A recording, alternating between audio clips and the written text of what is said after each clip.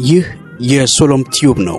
የሶሎም ቲዩብ በየሁለት ሳምንት በጤና አጠባበቅና በማህበራዊ ህይወት ዙሪያ የዘርፉን ባለሙያዎች በማቅረብ ጠቃሚ መረጃዎች የሚቀርብበትና ጠለቅ ያለ ግንዛቤ የሚሰጥ ትምህርታዊ መድረክ ነው። አዘጋጅና አቅራቢ ኤልያስ ሸቴ። የሰሎሞን ቲዩብ ሰብስክራይብ በማድረግ ቤተሰብ እንዲሆኑን እየጠየቅን ለዘመድ ወዳጅ በማጋራት ለወገኖቻችን ተደራሽ እንዲሆኑን በአክብሮት እንጠይቃለን። ህመምን ማወዳደር ህመም ውድድር ውስጥ መግባት የለበትም በፍጹም። because የኔ ህመም ለኔ የኔ ህመም ነው። የልጆቻችንን ስቃይና የውስጥ ሰዓት አንስቶ መነጋገር ሊያሳዝን ይችላል። ነገር ግን ቁስል ደግሞ የሚፈወሰው ተሸፍኖ ሲኖር ሳይሆን መድኃኒት ገልጠን መድኃኒት ስናደርግበት ነው። እንደ ማህበረሰብ ራሱ እንደ ቤተሰብ ብቻ ሳይሆን እንደ ማህበረሰብ አሁን እየተገነዘብኩት የመጣው ኮሌክቲቭ ቴራፒ ራሱ ያስፈልገናል ወይ እያልኩ ኮሌክቲቭ ትራማ አለን አበሾች፣ ምንም ጥያቄና መልስ የለውም። ፖለቲካችን ስታየው፣ ባክግራውንዳችን ስታየው ብዙ ለአእምሮ ምቾት የማይሰጡ ብዙ ነገሮች አሉ እና እሱም የራሱን የሆነ ትልቅ ጫና አለ። ወላጆች ይመጡና ልጆቼ መጥተው አያናግሩኝም ይላሉ። ልጆቹ ጋር ስትሄድ ደግሞ ቤተሰቦቼ ወላጆቼ አይሰሙኝም ነው የሚሉት። ልጆቻችን የሚያስፈልጋቸው ፍቅር ነው። ከኛ የሚፈልጉት ማዳመጥ ነው። ማዳመጥ ራሱን የቻለ ስኪል ነው። ወላጆች አብዛኛውን ጊዜ አያዳምጥም።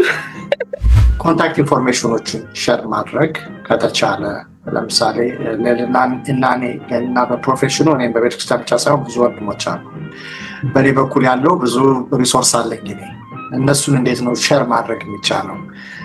በሌላ በኩል በፕሮፌሽናል ሳይድ ያለውን ደግሞ በሷ በኩል እንዴት ነው ሪሶርሶችን ሼር አድርገን ኮንታክት ኢንፎርሜሽን ሰዎች እንዴት ነው ማግኘት የምንችለው? እና ኤምፓቲ የምንለው ነገር አለ።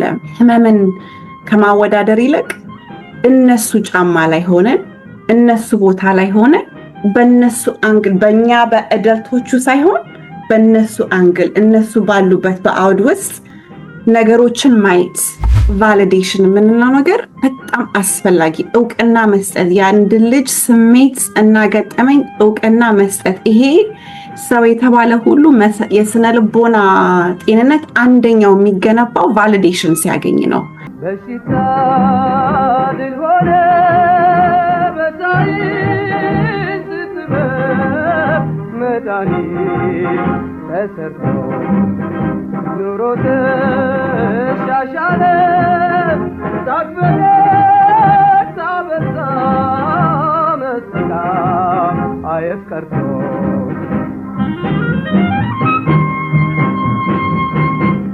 ጤና ይስጥልኝ አድማጭ ተመልካቾቻችን፣ እንኳን ወደ ሰሎም ቲዩብ በደህና መጣችሁ። የሰሎም ቲዩብ አዘጋጅ እና አቅራቢ ኤልያስ ሸቴ ነኝ። በያላችሁበት ሰላማችሁ ይብዛ። ዛሬም እንደተለመደው በማህበረሰባችን ውስጥ ትኩረት የሚሹ ጠቃሚ ጉዳዮችን ይዘንላችሁ ቀርበናል። ይህ በእያንዳንዱ ኢትዮጵያዊ ቤተሰብ ትኩረትን የሚሻ ስለ ልጆቻችን ህይወት፣ በስደት ሀገር በብዙ መውጣትና መውረድ ሌትና ቀን ደክመን የምናሳድጋቸው ልጆቻችን የነገው ተስፋዎቻችን በዝምታ ውስጥ እየተሰቃዩ ነው። ይባስ ብሎ መሸከም ከሚችሉት በላይ የሆነ የስነ አእምሮ ጫና ሲበዛባቸው ተስፋ ቆርጠው ህይወታቸውን እስከ ማጥፋት እየደረሱ ይገኛሉ። ይህ ወረርሽኝ በሚመስል መልኩ እየተስፋፋ እየመጣ ያለው አደጋ በዝምታ ልናልፈው አንችልም። የልጆች ህይወት ሲጠፋ ሐዘኑ የቤተሰብ ብቻ ሳይሆን የማህበረሰቡና የእምነት ተቋማት ነው። ወጣቶቻችን በሁለት ባህል መካከል ተወጥረው ይገኛሉ። በቤት ውስጥ የሚጠበቅባቸው የኢትዮጵያዊነት እሴት እና ከቤት ውጭ የሚገጥማቸው የአሜሪካን ህይወት ጫና አጣብቂኝ ውስጥ ጥሏቸዋል። እኛ ድልድይ ሆነን እንዴት እንደምንደግፋቸው የሚያብራሩ እንግዶችን ይዤ ቀርቤያለሁ። እንግዶቼ ይህን ርዕስ በሙያና በእምነት መነጽር ከማየት በተጨማሪም ሁለቱም በልጅነት ዕድሜ እዚህ ሀገር መጥተው ያደጉ በመሆናቸው የወጣቶቻችንን ችግር የበለጠ ሊረዱ ስለሚችሉ የዛሬውን መርሃ ግብር ውይይት ፍሬያማ እንደሚያደርገው እምነታችን ነው። ስለዚህ እነዚህን ችግሮች በቤተሰብ፣ በማህበረሰብ፣ በእምነት ተቋማት ደረጃ ቀድመን እንዴት እንደምንለይና እንደምንረዳው እንወያያለን። የዚህ መርሃ ግብር ዓላማ የተሸበበው አንደበታችን እንዲፈታና ዝምታችንን ሰብረን ለልጆቻችን ችግሮች ድምፅ እንድንሆናቸው ነው። ዛሬ ከእንግዶቼ ጋር የምናደርገው ውይይት ሕይወት ለማዳን እየጠፋ ያለውን ትውልድ ለመታደግ እንደዚሁም ቤቶቻችንን፣ ማህበረሰባችንንና የእምነት ተቋማትን የፍቅርና የደህንነት ስፍራ ለማድረግ ነው። በመቀጠል የሰሎም ቲዩብ እንግዶችን ወደ ማስተዋወቅ እሄዳለሁ። የመጀመሪያዋ እንግዳችን ላይሰንስድ ክሊኒካል ሶሻል ወርከር ልዕልና ብሩ ነች።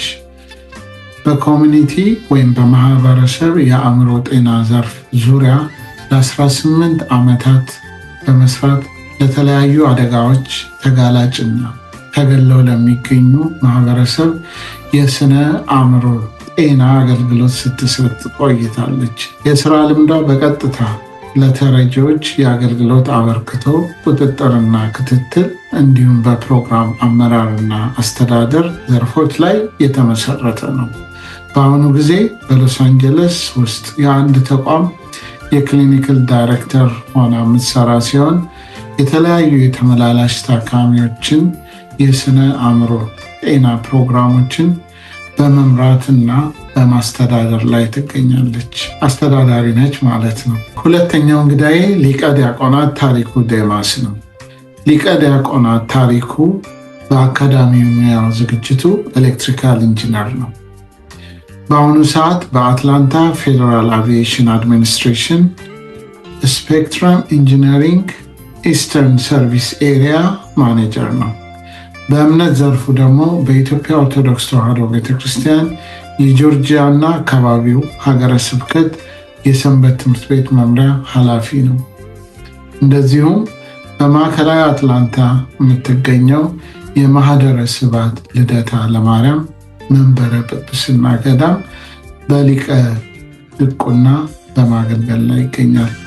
በዚህ አገልግሎት ለወጣቶች ሕይወት ትኩረት በመስጠትና ባለመታከት ስለ እምነታቸው በማስተማር የሚተጋ ወንድማችን ነው። እኔ በዚህ የብፁዕ አቡነ ያዕቆብ መንበረ ጵጵስና በሆነችው ገዳም በህንፃ ኮሚቴ ጸሐፊነት ስለማገለግል የወንድማችንን አገልግሎት በቅርብ ማቀው፣ ሁላችንም እናከብረው፣ አባቶቻችን በስስት አይን የሚያዩት የልጆቻችን ተስፋ ነው። ከወጣቶች ጋር ቀጥታ ግንኙነት ስላለው በዚህ ፕሮግራም ላይ ከልዕልና ጋር ተጣምረው የልጆቻችንን ሕይወት በተመለከተ ከሙያና ከእምነት እይታ እጅግ ጠቃሚ አቅጣጫ ስለሚሰጡን መርሃ ግብሩን እስከ መጨረሻው ተከታተሉ። ለወዳጅ ለዘመድ ማጋራት አትርሱ። ወደፊት የምናዘጋጀው ፕሮግራም በቀጥታ እንዲደርሳችሁ ሰብስክራይብ አድርጉ። በነገራችን ላይ ልዕልና በሎስ አንጀለስ ድንግል ማርያም ዘማሪት እንደነበር ሻቃለሁ። አሁንም ነሽ? አይደለም። እህታችን ልዕልና ብሩ እንኳን ወደ ሰሎም ቲዩብ በደህና መጣሽ። በአንቺ ልጀምርና አድማጮቻችንን ሰላምታ አቅርቢ። ኤልያስ፣ በጣም እግዚአብሔር ይስጥልኝ ይህንን መድረክ አዘጋጅተህ ስለጋበዝከኝ በጣም አመሰግናለሁ። ሊቀ ዲያቆናት ታሪኩ ዴማስ እንኳን ደህና መጣ። ኤልያስ ሰላም ልዕልና፣ እንዴት ዋላችሁ? እኔም አመሰግናለሁ በጣም። በዚሁ አጋጣሚ ኤልያስ ከቤተክርስቲያን አገልግሎት ከእምነት አገልግሎት ባሻገር በሙያ በዚህ የሰሎም ቲዩብ የምትሰጠው ለማህበረሰቡ የምትሰጠውን አገልግሎት አድናቂ ነኝ። እዚህም ስለጋበዝከኝ ደግሞ በጣም አመሰግናለሁ።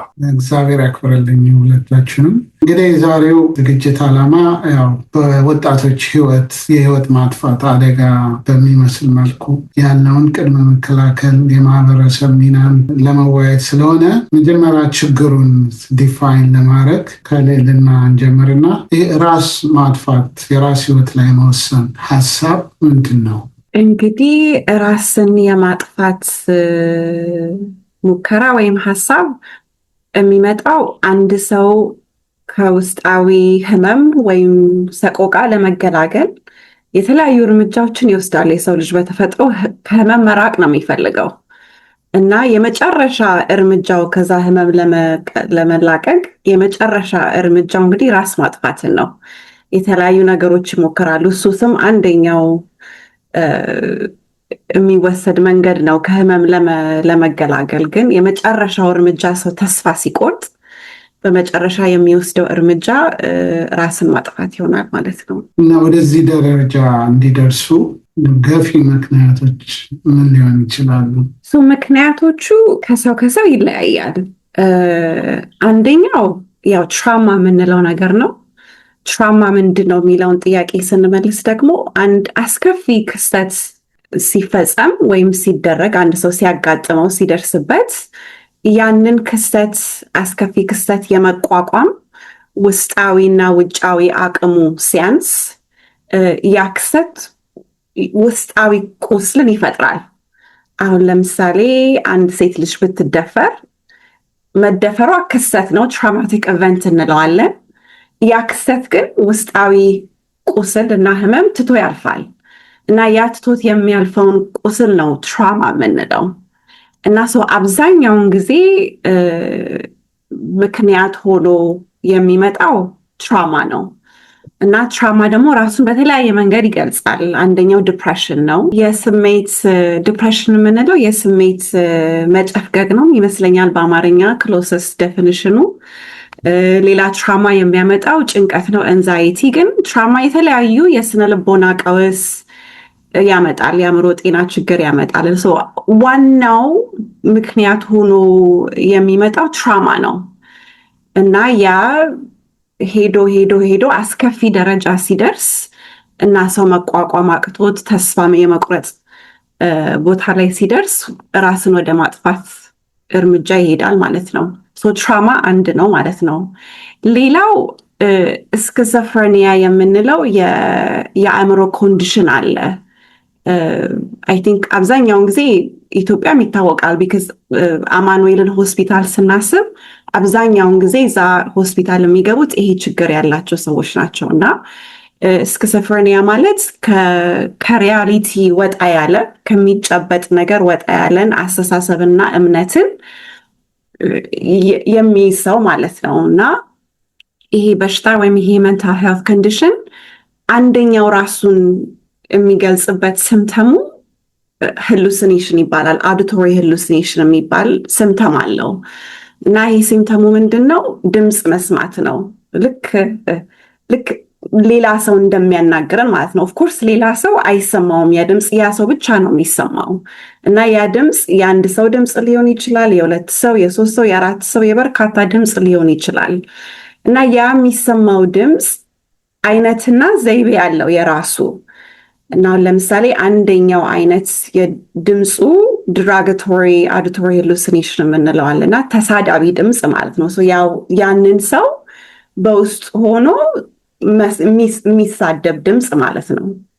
ሁለተኛው ደግሞ ኮማንዲንግ አውዲቶሪ ሃሉሲኔሽን የምንለዋል። ይሄ ደግሞ አዛዢ ድምፅ ነው እና ይሄኛው ነው አብዛኛውን ጊዜ ለእኔ አይነት ሰው ይህን እንደዚህ አይነት ድምፅ እንደሚሰማ ካወቅኩኝ ሰው ቶሎ ብዬ የምጠይቀው ጥያቄ ራስህን እንዲያጠፋ ያዛሃል ወይ ይሄ ድምፅ የሚለውን ጥያቄ መጠየቅ አለብኝ እና አንዳንድ ጊዜ ሰው ራሱን የሚያጠፋው ይሄ ኮማንዲንግ ቮይስ የምንለው ወይም አዛዥ ድምፅ ይሄ በሽታ ያላቸው ሰዎች ላይ ወይም ይሄ ሜንታል ሄልት ኮንዲሽን ያላቸው ሰው ላይ ራሳቸውን የሚጎዳ ድርጊት ላይ እንዲሳተፉ ያ ድምፅ ይነግራቸዋል። ለምሳሌ ራሳቸውን እንዲያንቁ ወይም ከህንፃ ላይ እንዲወረወሩ ወይም የሚያልፍ ባቡር ላይ ራሳቸውን እንዲወረውሩ ያዛል ይሄ ድምፅ። አንደኛው ስምተሙ ይሄ ነው። ብዙ አይከሰትም፣ ግን ደግሞ አንዳንድ ሱሳይዶች በዚህ ምክንያት ይመጣሉ ማለት ነው። ሶስተኛው አሁን በደረስንበት ዘመን ደግሞ ኤአይ፣ ያው አሁን አዲሱ ነገር ኤአይ ነው። አንፎርቹኔትሊ ደግሞ ከኤአይ ጋር በተያያዘ መንገድም ሱሳይድ ወይም ራስን ማጥፋት እየመጣ ነው። ይሄ በጣም አዲስ ነገር ነው ከዚ ኤአይ አዲስ ስለሆነ። ኤአይ ጋር ስንመጣ ደግሞ ትንሽ ምክንያቱ ይለያል። በጣም ኤአይ ነገሮችን በጣም ስለቀያየረ እና አሁን እያየን የመጣ ነው ምንድን ነው፣ ያው እንደምታውቁት ኤአይ ሰውን መስሎ ነው አይደለም የሚቀርበው እና የሚያናግረው። ኤአይ ቻትጂፒቲ ገብተን ኤአይን ስናወራ ኦልሞስት የሰውን ነገር ሆኖ ነው የሚያናግረን እና ሰዎች አሁን ሪሌሽንሽፕ እየመሰረቱ ነው ከኤአይ ጋር እና አንዳንድ ኤአይ የማይሆን አስተሳሰቦችን በመመገብ ያንን ሰው ጎጂ የሆኑ አስተሳሰቦችን በጣም ከሪያሊቲ ውጭ የሆኑ አስተሳሰቦችን እየመገበ ያ ሰው ያንን እየሰማ እያሰበ እያመነ ወደ ኤአይ ሳይኮሲስ የምንለው ኮንዲሽን ደግሞ አሁን እየመጣን ነው። ይሄ አዲስ ነገር ነው። ከኤአይ ጋር የተያያዘ ሳይኮሲስ ማለት ከሪያሊቲ ውጭ የሆነ እምነትን ማዳበር በኤአይ ምክንያት ማለት ነው። እና ሶፋር አሁን ሪሰርቹ ላይ ባየሁት 20 ኬዞች አሉ በኤአይ ምክንያት ብቻ ራሳቸውን ያጠፉ ሰዎች። ያንገስት ዋን የ14 ዓመት ልጅ ነው ራሱን ያጠፋው በኤአይ ምክንያት። እና አሁን ሪሰንትሊ ነው እንደውም እናቱ ክስ መስርታ የኤአይን ካምፓኒ አሁን ሪሰንትሊ ሴትል አድርጋለች ኬሱን እና ልጇ ራሱን ገደለ በኤአይ ምክንያት። ይሄ ደግሞ አዲሱ ክስተት ነው ማለት ነው። አሁን በቅርብ ጊዜ እያየን የመጣ ነው እና እነዚህ ይሆናሉ ሶስቶቹ የተለያዩ ምክንያቶች። ወደ ሊቀ ዲያቆናት ልሂድ እና የአእምሮ ጤናና የእምነት ህይወት ግንኙነት እንዴት ነው? ሚኒስትሮች ነው። በጣም አስተማሪ መልእክት ነበር። የሚገርም ከኤአይ ጋር ያለው ግንኙነት በተመለከተ ለእኔ እንግዳ የሆነ ሀሳብ ነው እና በጣም ኢንትረስቲንግ። በጣም እናመሰግናለን። ከሃይማኖት ጋር ያለው ግንኙነት ብዙ የሚጋጩ ነገሮች አሉ። ልጆቹ ከዓለም ላይ የሚያገኙት እውቀት፣ ከዓለም ጋር የሚያገኙት አመለካከት፣ ከቤት ከሚማሩት ጋር፣ ከሃይማኖት ጋር ከሚማሩት ጋር ብዙ የሚጋጭ ብዙ ነገሮች አሉ። እንደምናውቀው ዓለም ወደ ኤቲስቲክ አፕሮች እየሄደ ነው። አሁን በተለይ ደግሞ ወደ አርቲፊሻል ኢንቴሊጀንት እየገባን ስንመጣ አሁን እንደተከታተል ነው የድሮውን የሚያባብስ አይነት ነው። ሰው ሳይሆን መሽን ነው ሰዎችን እያማከረ ያለበት ደረጃ ላይ ደረስ ነው እና አባብሶታል፣ በጣም አባብሶታል። እሱን ደግሞ ከባህል፣ ከቋንቋ፣ ከካልቸር ጋር ሲያያዝ ብዙ ያባብሰዋል እና ከሃይማኖት ጋር ያለ ግንኙነት እሱ ነው። ሞር እየተወያየን ስንመጣ ልትን እንነጋገርበታለን። ሌልና እዚህ ጋር ጨምራለህ ከእምነት ጋር ያለው ግንኙነት እና ደግሞ የኤአዩ አዲስ ዳያግኖሲስ እንግዲህ ገብቷል መጽሐፍ ላይ ወይስ ገና ነው? መጽሐፍ ላይ አልገባም፣ ቢከዝ በጣም አዲስ ነገር ስለሆነ ነው። ገና መጽሐፍ ላይ አልገባም። ያ ግን ራስን ማጥፋትና ሃይማኖት ያው በእኛ ባህል ሁላችንም እንደምናውቀው ራስ ማጥፋት ኃጢአት ነው። ራይት? በእምነታችን በተለይ በኦርቶዶክስ ሃይማኖት ራስ ማጥፋት እንደ ኃጢአት ነው የሚታየው። አይ ቲንክ ለዛም ይመስለኛል ብዙም ማናወራው ስለ ራስ ማጥፋት። ራይት? ሼም አለ እዚህ ጉዳይ ላይ፣ በጣም ሼም አለ። በግልጽነት ማናወራውም ለዛ ነው። በዛ ኃጢአት መሆኑን ስለምናቅ ስለተማረን እና ይሄ ውይይት እንደን አይነት ያለን ሰው እንደ ታሪኩን ደግሞ ዲያቆን ያለን ሰው እያገናኙ እንደዚ አይነት መድረኮችን መፍጠር እንዴት ነው እነዚህን ነገሮች እያቀራረብን አትሊስት ሼሙን ከላይ አንስተን በግልጽነት ሃይማኖቱንም እና የአእምሮ ጤናን እያቀራረብን ሼሙን አንስተን በግልጽነት ማውራት የምንችለው። ምክንያቱም ሪሊ ሃይማኖትና የአእምሮ ጤና ሊጋጩ አያስፈልግም። ሊደጋገፉ የሚችሉ ሊመጋገቡ የሚችሉ ነገሮች ናቸው።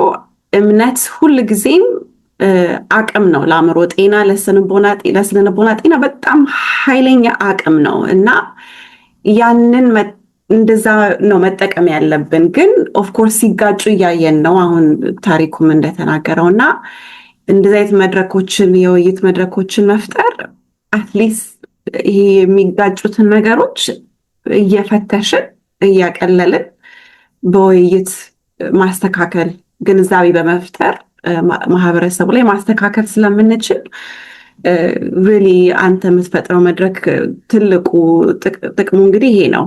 እንግዲህ ከእምነት ሌላ ደግሞ የባህል ጉዳይ አለ። ኢትዮጵያውያን ልጆች በሁለት መሀል ነው የሚያድጉት። ያስ የሚያመጣው የአእምሮ ላይ ተጽዕኖ የሚያመጣው ምንድን ነው? ከአይደንቲቲ ክራይሲስ ጋር ይገናኛል እና ምን ሊሆን ይችላል? በሱ ዙሪያ ያለውን ልዕልና ጀምሪና ከዚያ ዲያቆን ታሪኩ ሁለታችሁም ያለፋችሁበት ኤክስፒሪየንስ ስለሆነ። አዎ እንግዲህ ሁልጊዜም ነው ወይ ክልስ የሆነ ሰው ወይም ቤተሰቦቹ ስደተኛ ሆነው እዚህ ሀገር የተወለደ ሰው የሁለት ባህሎች የሁለት ማንነቶች አለመጣጣም በጣም ኖርማል የሆነ ነገር ነው። ካመን የሆነ ነገር ነው። ኢትዮጵያኖች ላይ ብቻ የሚከሰት ነገር አይደለም። ራይት በጣም ካመን የሆነ ነገር ነው እና ዋናው እንዴት አንዳንዴ ተቃራኒ በተለይ የኢትዮጵያና የአሜሪካን ማንነቶች የሚጋጩበት ቫሊዩ ሲስተሙ የሚጋጩበት ሁኔታዎች አሉና የኛ እንግዲህ ስራ የሚሆነው እንዴት ነው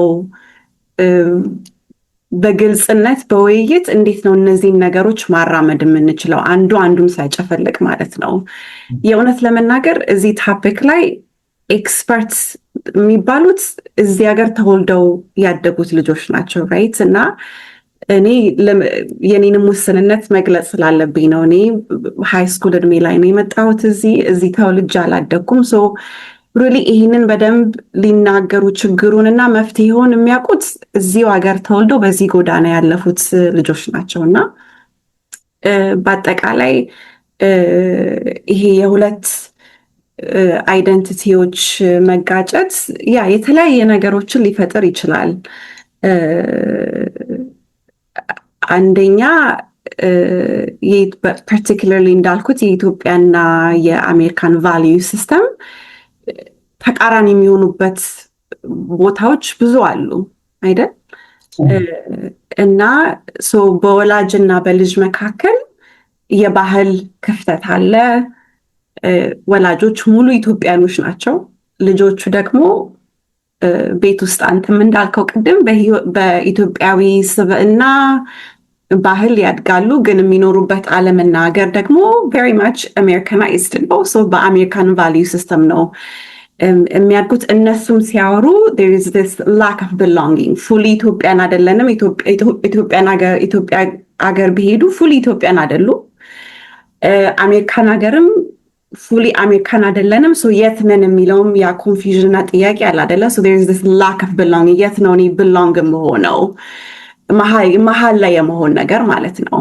እሱም ጥያቄ ስነ ልቦ ላይ ተጽዕኖ ሊያመጣ ይችላል። ግን ስፔሲፊክሊ ግን ከቤተሰቦችና ከልጆች ጋር የባህል ልዩነት አለ። ካልቸራል ጋፕ የምንለው የቋንቋ ክፍተት አለ። አሁን ለምሳሌ እዚህ ሀገር የተወለዱ ልጆች ስሜታቸውን ማንነታቸውን በደንብ የሚገልጹት በእንግሊዝኛ ይሆናል።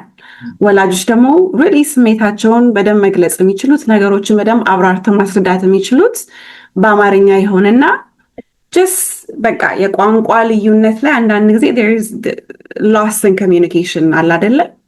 በደንብ ያለመረዳት ነገር ይመጣል። ሌላው የቋንቋም ክፍተት አለ። እዚህ ሀገር የተወለዱ ልጆች በቴክኖሎጂ በተለያዩ በዚህ ሀገር ባሉ ባህሎች እውቀታቸው የዳበረ ነው። አብዛኛው አበሻ ደግሞ የዚህን ሀገር ወይም የቴክኖሎጂ ሊሆን ይችላል ወይም የዚህን ሀገር ባህል ላያውቁ ይችላሉ። አብዛኛውን ጊዜም ኬዙ እንደሱ ነው። የእውቀትም ጋፕ አለ። ያ ሌላው ደግሞ የሬሾ አይደንቲቲ የምንለው አለ። እሱ ላይ ጋፕ አለ። አሁን ለምሳሌ እኛ አብዛኛ ኢትዮጵያ ተወልደን አድገን የመጣን ሰዎች እዚህ ሀገር ስንመጣ ነው ጥቁር መሆናችንን ያወቅ ነው። ራይት ኢትዮጵያ ላይ በቆዳ አይደለም ራሳችንን የምንለየው። ኢትዮጵያውያን ነን ብለን እናምናለን። ከዛ አፍሪካዊ መሆናችንን እናውቃለን። ግን በቆዳችን አይደለም አይደንቲፋይ የምናደርገው ራሳችንን። እዚህ ስንመጣ ነው ያንን ያወቅ ነው። ግን እዚህ ስንመጣ ኦልሬዲ ማንነታችን በደንብ መሰረት ተጥሎለት ነው የመጣ ነው። እዚህ ሀገር የተወለዱት ልጆች ደግሞ they identify as a black ያ የሚኖሩበት ሀገር በቆዳ ስለሆነ አይደንቲቲ እንትን የሚደረገው የሚመሰረተው ያንን አይደንቲቲ ይዘው ነው የሚያድጉት እና በዛ የሚደርስባቸውን በዛ ምክንያት የሚያጋጥማቸውን ነገር ፉሊ አንደርስታንድ አናረግም። ቢካዝ እኛ ፋውንዴሽናችን ተመስርቶ ነው ማንነታችን በጥቁርነት ያለን ማንነት በኢትዮጵያዊነት ያለን ማንነት ጠንካራ መሰረት ይዘን ነው የምንመጣው። ብዙ ላንቸገር እንችላለን። ሬሾ ዲስክሪሚኔሽን ምናምን ሲያጋጥመን ያ ማንነታችን በደም የጠነከረ ሲሆን ስለሆነ እዚህ ሀገር የሚወለዱት ልጆች ግን እንደሱ አይደለም ገጠመኞቻቸው። በተለይ ደግሞ በጣም ነጮች የሚኖሩባቸው አካባቢ ነጮች የሚኖሩበት አካባቢ የሚወለዱ ልጆች የሚኖሩ ኢትዮጵያኖች ልጆቹ ለተለያየ ዲስክሪሚኔሽን ሬሲዝም ይጋለጣሉ። ይህም ራሱ ይዞ የሚመጣው ጋፕ እና ክፍተት አለ እና የነዚህ ክፍተቶች ይፈጠራሉ። እነዚህን ክፍተቶች የምናራምድበት የውይይት ባህል፣ የመነጋገር ባህል፣ የመገንዘብ አንደርስታንድ የማድረግ ባህል ከሌለ ቤት ውስጥ አውቶማቲክሊ ግጭት ይመጣል። ያ ሁለታችን እናንተ በደንብ የማንረዳዳ ያንተን ነገር የማልገነዘብ ከሆነ አንተን እኔን አንደርስታንድ ማድረግ የማትችል ከሆነ ካንስተንትሊ ምስ እየተደራረግን ነው ማለት ነው እና ልጆቹን በደንብ ማን ነው ናቪጌት እንዲያደርጉ የሚረዳቸው ወላጅ ከሌለ ማለት ነው። ይሄ ኦልሬዲ ጋፕ ኤግዚስት የሚያደርግ ከሆነ እነዚህን ልጆች እየመራ እነዚህን የተለያዩ ነገሮች እያስተካከለ ሳፍትን እያደረገ የሚያናገራቸው የሚያዋያቸው አካል ማን ነው ከሌለ ዘን እነዚህ ወደ ዲፕሬሽን ወደ ምንላቸው ወደ መገለል፣ ወደ ብቸኝነት፣ ወደ ጭንቀት ለምንላቸው ነገሮች የመጋለጥ ነገሩ ይጨምራል ማለት ነው። እነዚህ ናቸው ጋፑ እንግዲህ ከኔ የማየው። በጣም ትልቅ ነገር ነው ያነሳሽው እና አሁን ያለውን ጋፕ ክፍተት የሚሞላ አንድ ማህበረሰብ ኮሚኒቲ፣ ሌላው የእምነት ተቋማት ናቸው እና በነገራችን ላይ ዲያቆን ታሪኩ በሀገረ ስብከት ደረጃ አንድ ትልቅ ፕሮግራም ሰሞኑን አካሄደው ነበረ።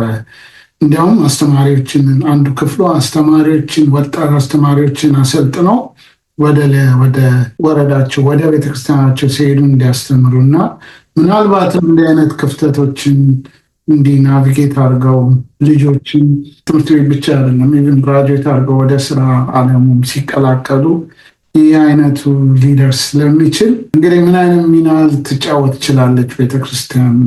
ዲያቆን ታሪኩ እና እስካሁንስ የተደረገ ነገር ካለ ሁለታችሁም ልምድ ብትለዋወጡ ጥሩ ነው እና ወደ ዲያቆን ታሪኩ እንሂድ።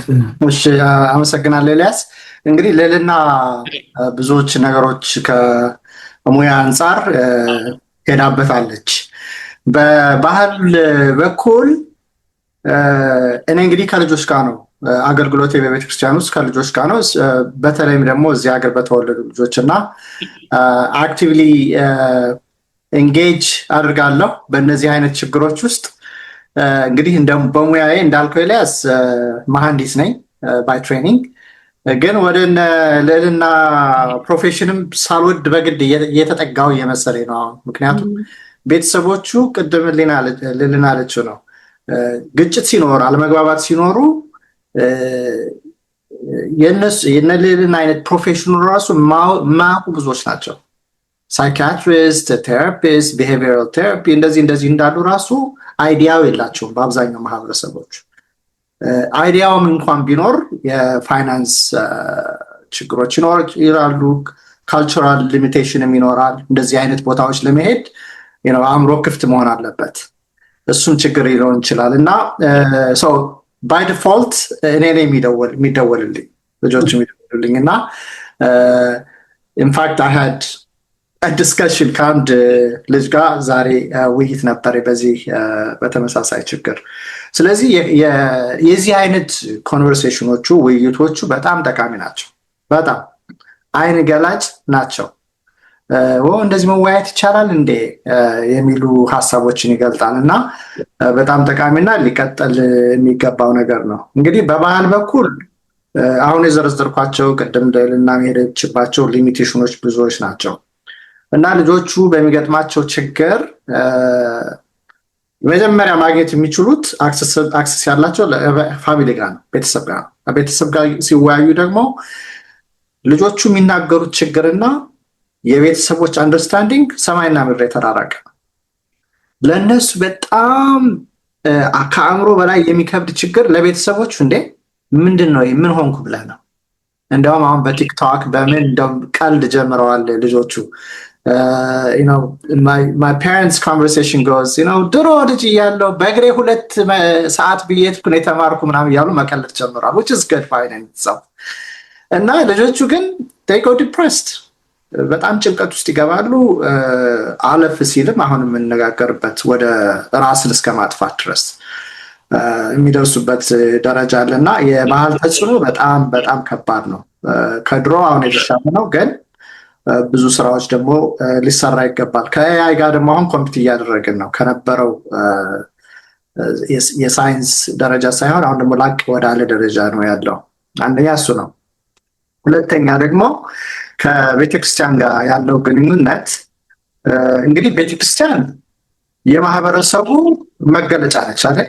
መቼም ቤተክርስቲያን እምነቷ ዶግማዋ ንጹህ ርትዕ ቢሆንም ማህበረሰቡ እስከሆነ ድረስ የሚገለገልባት የሚያገለግለው የሚገለገልም ማህበረሰቡ ነው። የዛ ሪፍሌክሽን ነች፣ ማነው መስታወት ነች። እና በቤተክርስቲያን በኩል አንዳንድ እንግዲህ የቤተክርስቲያን አስተምህሮ ምንም የሚጋጭ ነገር የለውም። ቅድም ላይ እንዳለችው እንዳውም በሚገርም ሁኔታ አሁን ድሮ ጸሎት፣ ስግደት፣ ጸበል ሲባል እንደ ባክዋርድነት 16 ሴንቸሪ ነበር የሚታየው በሳይንስ ዓለም። አሁን ግን ወደዛ ሄደናል። አሁን ሆሊስቲክ ሜዲሲን የሚባለው ለና ሽኖስ ወይ ማች ሞር ዛን አይ ዱ አሁን ወደዛ እየተካሄደ ነው። ካንሰር ብትለው በዲፕሬሽን ብትለው ሆሊስቲክ ሜዲሲን ኢትስ አ ቲንግ አሁን ፋሽን እየሆነ መጥቷል። ጸሎት is ሜዲቴሽን እሱ ነው። ስግደት is ዮጋ እየተባለውን ስሙ ቀይሮ መጥቷል። እና የቤተክርስቲያን አስተምህሮ ከድሮ ጀምሮ ትክክልና ትክክለኛ ነው። አሁን ነው ሳይንስ ካቻፕ እያደረገ የመጣው በዛ በኩል እና የቤተክርስቲያን አስተምህሮ ምንም ትክክለኛ ነው ለማለት ነው። ያም ቢሆን ግን እንደ ማህበረሰቡ መስታወትነት ደግሞ አንዳንድ አግባብ ያልሆኑ አስተምህሮቶችም አሉ። ለምሳሌ ለመጥቀስ አንድ ቲኔጅ ጋር በገጠመኝ ሲናገሩት ሞር ይገባል።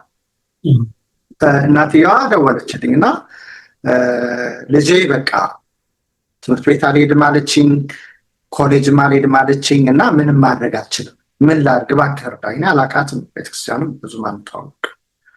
ኦኬ ምንም ችግር የለም እኔ አነጋግራታለሁ። እሺ ብዬ ልጅቱን ጋር ፈቃደኛ ነበረች። ቅድም ላይ ያለችው ነው they don't have anywhere else to go እና ድምፅ ሲያገኙ የሚሰማቸው ኢገሩ ነው የሚያዳምጡት። እንደውም በሚያስፈራ ደረጃ እና what's going on ስላት እናትየዋ የተማረችው ይሄ የክሪስማስ ትሪ እዚህ ሀገር የሚተክሉት የሰይጣን አምልኮ ነው የሚባል የሆነ ትምህርት ዩቲዩብ ላይ አዳምጣለች እናትየዋ። እና ልጆቹ በተኙበት ዴኮሬት ሲያደርጉ ያደሩትን ሁሉ አንስታ ትራሽ ትጥላለች። እና በጣም ልጅቱ እና ትንሽ ወንድሟ በጣም ዲፕረስድ ሆኗል። ዲፕሬሽን ስቴት ሆኗል። ትምህርት ቤት መሄድ አይችሉም። ኦኬ that is a problem that is a problem ብዬ ከእናትየዋ ጋር ተነጋገር። ትክክለኛ የቤተክርስቲያን አስተምህሮ እንዴት እንደሆነ እንደውም ስትት እንኳን ቢሆን ልጆች እንዴት አፕሮች ማድረግ እንዳለባት በዛ ተነጋገርን። ወይ እኔ ይህን ነገር አላውቅም። ብዙውን የአመለካከት እጥረት የትምህርት እጥረት ነው እንጂ ከክፋትም አይደለም እውነት ለመናገር።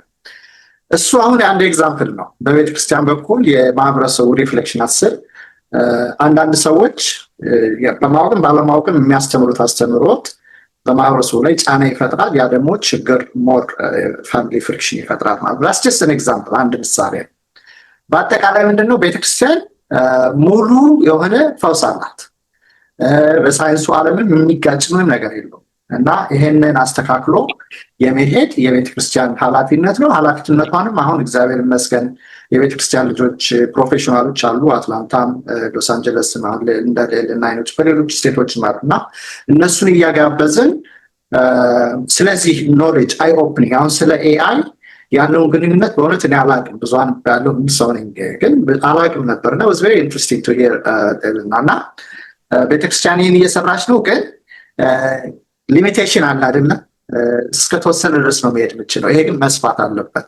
ይሄ ፖድካስት አሁን ይሄ ዩቲዩብ ቻናል this is an example ኤልያስ ከቤተክርስቲያን የመጣው ከሌላም ዓለም ያመጣ እና እነዚህ ነገሮች ማስፋት የእውቀት አድማሶችን ማስፋት በዚህ ሙያ ደግሞ የተካኑ እህቶች ወንድሞችን ማቅረብ መነጋገር አባቶችን ሞር ኦፕን ናቸው። አሁን እውነቱን ለመናገር እንደዚህ አይነት ነገሮችን በማህበረሰቡ ዘንድ እውቀት ለማስረጽ የሚያደርጉት አፕሮች በጣም ደስ ይለኛል እና ብዙ የሚሰራ ስራ አለ። ስራዎች እየተሰሩ ነው ለማለት ነው። እንግዲህ ባጭሩ ኤልያስ ታንኪዩ አመሰግናለሁ። እኔም እዚህ ላይ ምሳሌ ብሰጥ ደስ ይለኛል። በተለይ ታሪኩ ያለው ላይ ትንሽ ሞር ለመሄድ በተለይ የባህል ክፍተቱ ላይ ቢካዝ እኔም ብዙ ጊዜ ስለማየው ማለት ነው እና አይ ቲንክ ምሳሌ ከሰጠን እንዴት አንዳንድ እነዚህ ጋፖች ወይም እነዚህ ክፍተቶች ወደ ስነ ልቦና ቀውስ እንዴት እንደሚሄዱ አትሊስት ግንዛቤውን ለመፍጠር ስለሚረዳ አሁን ለምሳሌ ቀላል ምሳሌ ለመስጠት ሃይ ስኩል ሲደርሱ ልጆች እዚህ ሀገር የተወለዱ ልጆች ሃይ ስኩል ላይ የተለያዩ አክቲቪቲዎች አሉ ባህላዊ የሆኑ እዚህ ሀገር እንደ ሆም ካሚንግ፣ የፉትቦል ጌሞች፣ ሌላም በጣም ሪሊ የሃይ ስኩል ባህል የሆኑ እንትኖች አሉ የሚደረጉ እና ወላጆች ስለዚህ ግንዛቤ የላቸውም። አብዛኛውን ጊዜ አበሻ ወላጆች ፍርሃት አላቸው፣ ትልቅ ፍርሃት አላቸው ልጆቻቸው እንዳይበላሹ ከመጥፎ ጓደኛ ጋር ገጥመው ህይወታቸው መጥፎ ነገር ውስጥ እንዳይገባ ሱስ ውስጥ እንዳይገቡ በጣም ፍርሃት አላቸው። which is okay ፍርሃቱ ቫሊድ ነው። ግን አንዳንድ ጊዜ ፍርሃቱ በጣም ጎልቶ ይወጣና ልጆቹን በመጥፎ መንገድ መጉዳት ይጀምራል እና አንደኛው ክፍተቱ የሚታየው ምንድነው? ልጆቹ እንደዚህ አይነት ሃይ ስኩል አክቲቪቲዎች ላይ መሳተፍ ሲፈልጉ ወላጆች ኖ ነው የሚሉት እና የሚሰጡት ምክንያት ነው የሚያጨሰው ይኖራል፣ ነው አይቻልም፣ መጥፎ ነገር ሊያጋጥም ይችላል ወይም ሊያጋጥምሽ ሪሊ በደንብም ኤክስፕሌን የማረጉም ነገር የለም። ግን ጀስት ኦልዌይስ ኖ ነው እና ልጆቹ በጣም መሳተፍ ይፈልጋሉ። ግን ሁልጊዜም ኖ ስለሚባሉ አት ሰም ፖይንት ተስፋ ይቆርጡና መጠየቁንም ይተውታል እና ይሄ ምን ነገርን ይፈጥራል? አንደኛ መገለል። ምክንያቱም ሃይ ስኩል እድሜ ስንደርስ ኢንዲፐንደንት የመሆን ተፈጥሯዊ ፍላጎት ነው አይደለ? ላይክ በራሳችን የመሆን የቲኔጀር እንትን ነው ኢንዲፐንደንስ ነገርን መፈለግ። ጓደኝነት ትልቅ ቦታ አለው እዛ ኤጅ ላይ ስንደርስ እና ምንም እንዳይሳተፉ ምንከለክላቸው ከሆነ መገለልን ይፈጥራል፣ ብቸኝነትን ይፈጥራል፣ እራኔን ይፈጥራል። ሁልጊዜ ወላጅ ኖ የሚል ከሆነ ንዴትን ልጆቹ ላይ ንዴትን ይፈጥራል፣ ቅራኔን ይፈጥራል እና ይሄ ከጊዜ ጋር እያደገ መጥቶ ወላጅና ልጅን ሪሊ በኮሚኒኬሽን እየተነጣጠሉ እንዲመጡ ያደርጋል ማለት ነው። እየተጠራቀመ ይሄ እንትኑ ግሪቨንሱ እና ብቸኝነት መገለል የስነ ልቦና ቀውስን ሊያመጣ ይችላል። ምክንያቱም ማንም ሰው የመገለል ብቸኝነት ስሜት መሰማት የለበትም፣ ያ ሀዘንን ስለሚያስከትል እና በዚህ ምክንያት ሸልተርድ ይሆናሉ። በቃ ቤት ያድጋሉ፣ ቸርች ነው የሚሄዱት፣ ከቸርች ይመጣሉ፣ ከሌሎች ጓደኞቻቸው ጋር የሚገናኙበት ሚዲየም የለም። በጣም ሸልተርድ የሆነ ላይፍ ይኖራሉ ማለት ነው። እነዚህ ልጆች 18 ዓመት የሆኑና ኮሌጅ ይመጣል፣ ትንሽ ራቅ ብለው ይሄዳሉ። ኮሌጅ ሲሄዱ ደግሞ ተቃራኒ ነገር ነው ካምፐስ ላይ የሚያገኙት። ለብቻቸው ናቸው። አሁን የሚቆጣጠራቸው የስ የሚል ቤተሰብ የለም። እነሱ ናቸው ውሳኔ የሚወስኑት። ሁሉ ነገር አክሰስ አላቸው እና አንዳንድ ጊዜ ምን ይሆናል፣ አንዳንዶቹ ልክ ታስሮ እንደተለቀቀ ውሻ ኤክሳይትድ ይሆኑና ከዚህም ከዛም ፓርቲውንም የካምፕስ እዚህ የሚደረገውን በዛ የሚደረገውን ያደረጉና ላይክ ታይማቸውን በደንብ ማኔጅ የማድረጉን ነገር ይቸገራሉ እና ጊዜ ይፈጃል ያንን ለማስተካከል። አንዳንድ ልጆች ላይ ደግሞ በጣም ሸልተርድ ሆኖ ስላደጉ ኮሌጅ ሲሄዱ ብቸኝነት ይለመዳል። እዛም ሲሄዱ ራሳቸውን የማግለል ራሳቸውን የመደበቅ ሪሊ ኮንፊደንት ሆኖ አሰርቲቭ ሆኖ ነገሮችን የማድረግ የመቀላቀል የኮሌጅን ላይፍ በደንብ ኤክስፔሪንስ ለማድረግ ትንሽ ወደኋላ ይቀራሉ። እሱ ደግሞ ራሱን የተቻለ ተጽዕኖ አለ። ምክንያቱም ሁሉም ሰው በእድሜው ማድረግ የሚገባውን ነገር አድርጎ ማለፍ አለበት ራይት። እና አንዳንድ ጊዜ ሸልተርድ ሆኖ ማደግ ደግሞ ኮሌጅ ሲሄዱ እንደዚህም ተጽዕኖ ያመጣል ማለት ነው። ሌላ ደግሞ ካመንሊ የምናየው ምንድን ነው፣ ብዙ አበሾች እዚህ ሀገር ሲመጡ ስለ አፍሪካንስ አሜሪካንስ ያላቸው አስተሳሰብ በጣም ኔጌቲቭ ነው። ምክንያቱም እኛ ኢትዮጵያ ሆነን አብዛኛውን ጊዜ ስለ አፍሪካንስ አሜሪካንስ የምናየው ነው ጋንጎች እንደሆኑ እንደማይሰሩ ምናምን ጥሩ ኢሜጅ አይደለም። እና እዚህ ሀገር ስመጣ ልጆቹን ካንስተንት የምንነግራቸው ከአፍሪካን አሜሪካን ጋር ጓደኝነት እንዳይመሰርቱ ነው። እዚህ ሀገር የተወለዱ ልጆች ግን ራሳቸውን አይለዩም ከአፍሪካን አሜሪካንስ ቢካዝ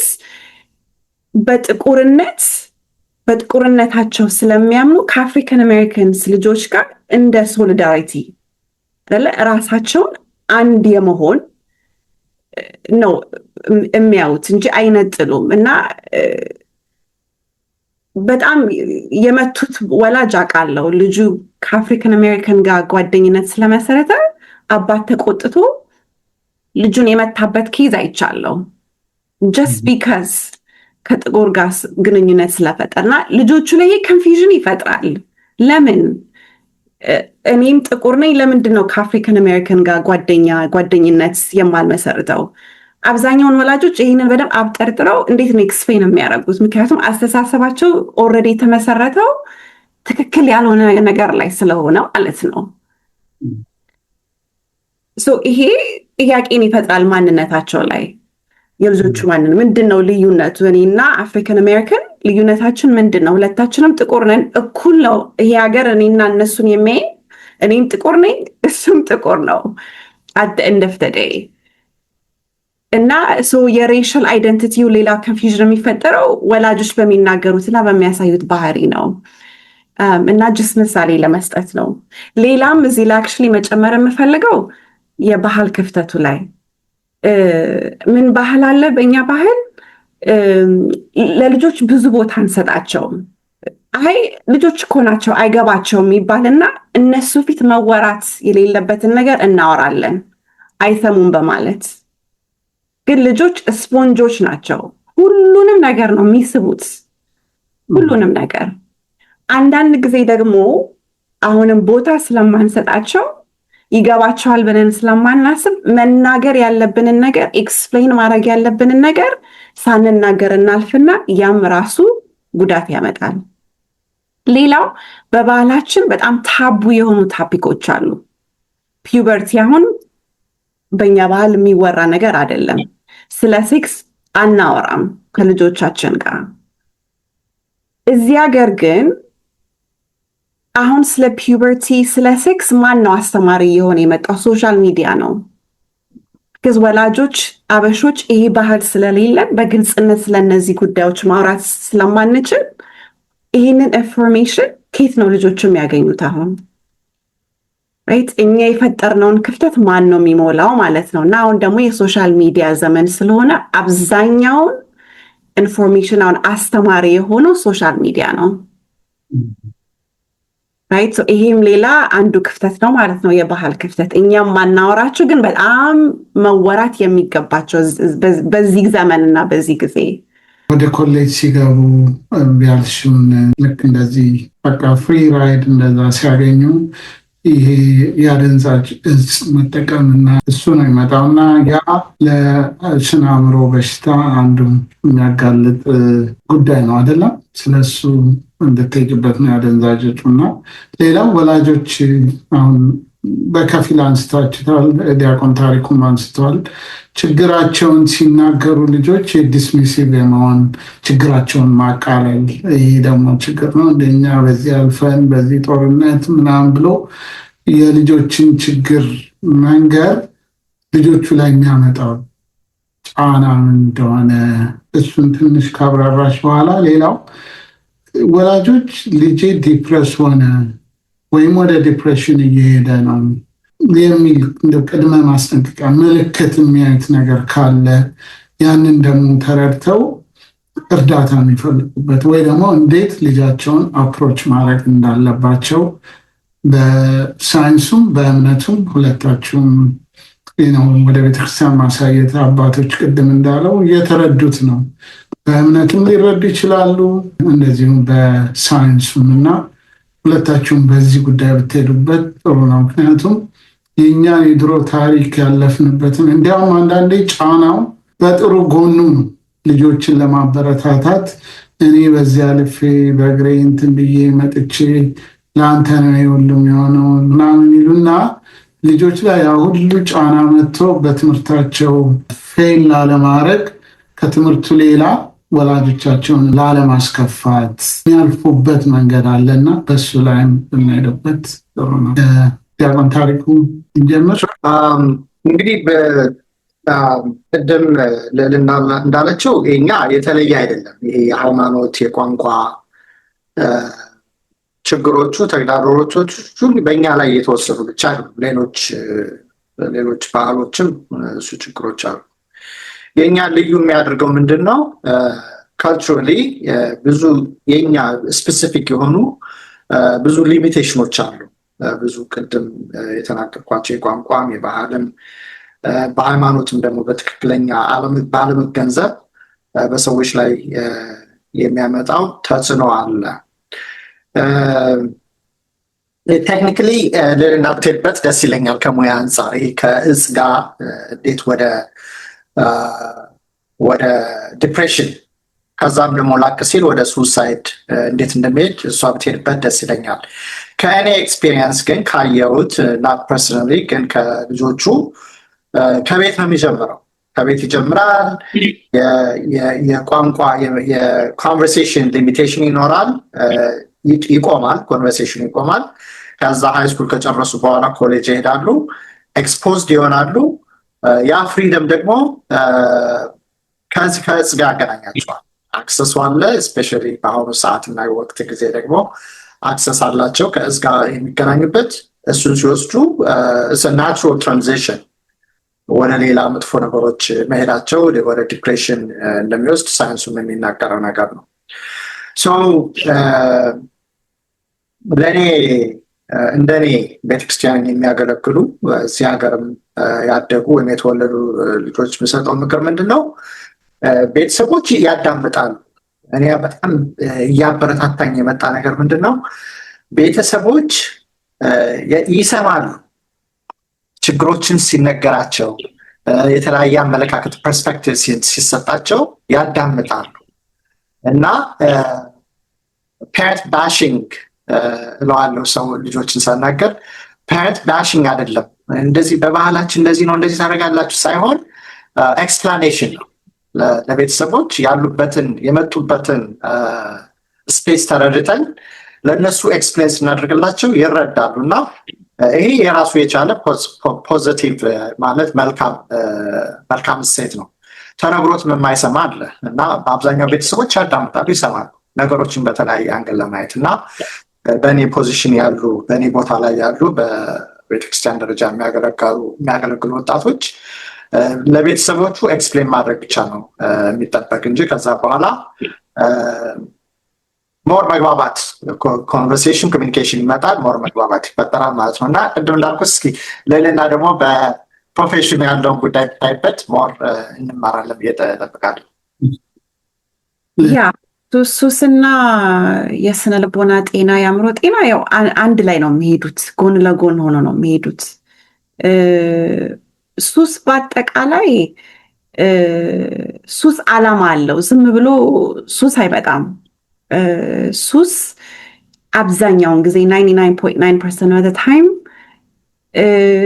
ህመም ማስታገሻ ነው። ህመም ለመላቀቅ፣ እረፍት ለማግኘት፣ ከዲስኮምፈርት ለመላቀቅ የሚረዳ ነገር ነው ሱስ። ዓላማ አለው ማለት ነው እንጂ ዝም ብሎ ሱስ ውስጥ ሰው አይገባም። እና ስለ ሱስ ስናወራ ምንድን ነው አልኮሆልም ይሁን ድራግም ይሁን ጋምብሊንግም ይሁን ቪዲዮ ጌምም ይሁን ፐርፐዙ ምንድን ነው? የሆነ ፐርፐዝ አለው። እሱን ካልተገነዘብን ለውጥ ማምጣት አይቻልም፣ መፍትሄ ማምጣት አይቻልም። እና ያ ፐርፐዙ ምንድን ነው? አንዳንድ ሰው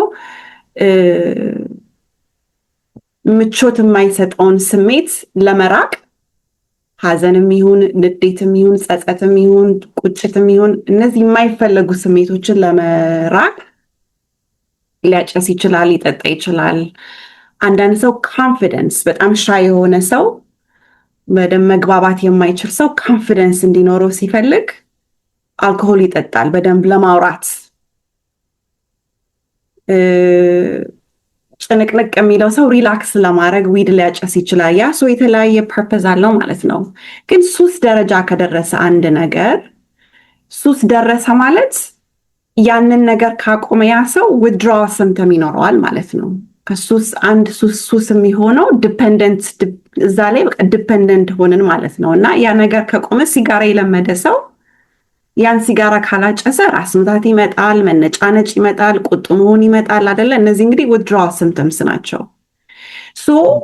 ስሜት ይቀያየራል ማለት ነው። ባህሪ ይቀያየራል ማለት ነው። ስሜት ከተቀያየረ፣ ባህሪ ከተቀያየረ ስነ ልቦና ጤና ላይ ነን ማለት ነው። አእምሮ ጤና ላይ ነን ማለት ነው። እና ሱስ ሁል ጊዜ ዲፕሬሽንን ወይም ኤንዛይቲን ኤኒ የሜንታል ሄልት ኮንዲሽን ያብሳል፣ ይመጋገባሉ። ትራማ ያለው ሰው ህመሙን ለመራቅ ያጨሳል፣ ይጠጣል፣ ምን ይላል፣ ጋምብል ያደርጋል፣ ወረቨር ምርጫው የሆነውን ነገር። ያ ነገር ደግሞ ሞር ዲፕሬሽን ያመጣል፣ ቢካዝ ኬሚካል ዲፐንደንሲ ስለተፈጠረ ማለት ነው። እና እየተመጋገቡ የሚሄዱ ነው። ነገር አብዛኛውን ጊዜ ሱስ ላይ የምናወራ ከሆነ መጠየቅ ያለብን ጥያቄ ምንድን ነው ፋንክሽኑ? ለዚህ ሰው ይሄ ነገር ምንድን ነው ፐርፐስ እየሰጣቸው ያለው? ያንን መጀመሪያ መገንዘብ አለብን ማለት ነው ስለ ሱስ ስናወራ።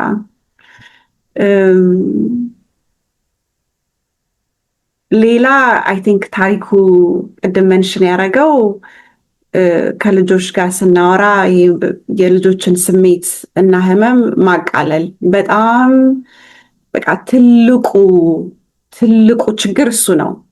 በወላጅና በልጅ ያለውን ኮሚኒኬሽን የሚያበጣብጥ አለመረዳዳትን የሚፈጥረው በቃ ትልቁ ዋናው ቤሪየር ወላጆች ልጆቻቸውን ህመም አለማዳመጥ እና ይሄ ህመምን ማወዳደር።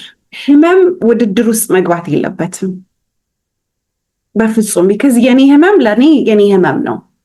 እኔን የሚያሳምመኝ ነገር አንተ ሊያሳምምህ ይችላል፣ ግን ውድድር ውስጥ ህመም መቅረብ የለበትም። እና በጣም ኦቨር የምናየው ኬስ ምንድነው? ሁልጊዜ ልጅ ህመሙን ይዞ ወላጆች ጋር ሲመጣ ወላጆች እኔ ቀይ ሽብርን አልፌ ያንን ሁሉ ነገር አልፌ 2 ስራ እየሰራሁኝ ለእናንተ እንደዚህ አርጌ እኔ እኮ በእናንተ እድሜ ጫማ ሳላረግ ነው ትምህርት ቤት የሄድኩት። ስንት ማይልስ ዋክ አድርጌ፣ እናንተማ ሁሉ ነገር ደልቷችሁ ይሄ ነው ወይ በዚህ ነው ወይ እናንተ በቃ ይሄ በጣም ጎጂ፣ በጣም በጣም ጎጂ። ምክንያቱም እንደዚህ ስናረግ ምንድን እያደረግን ያለ ነው?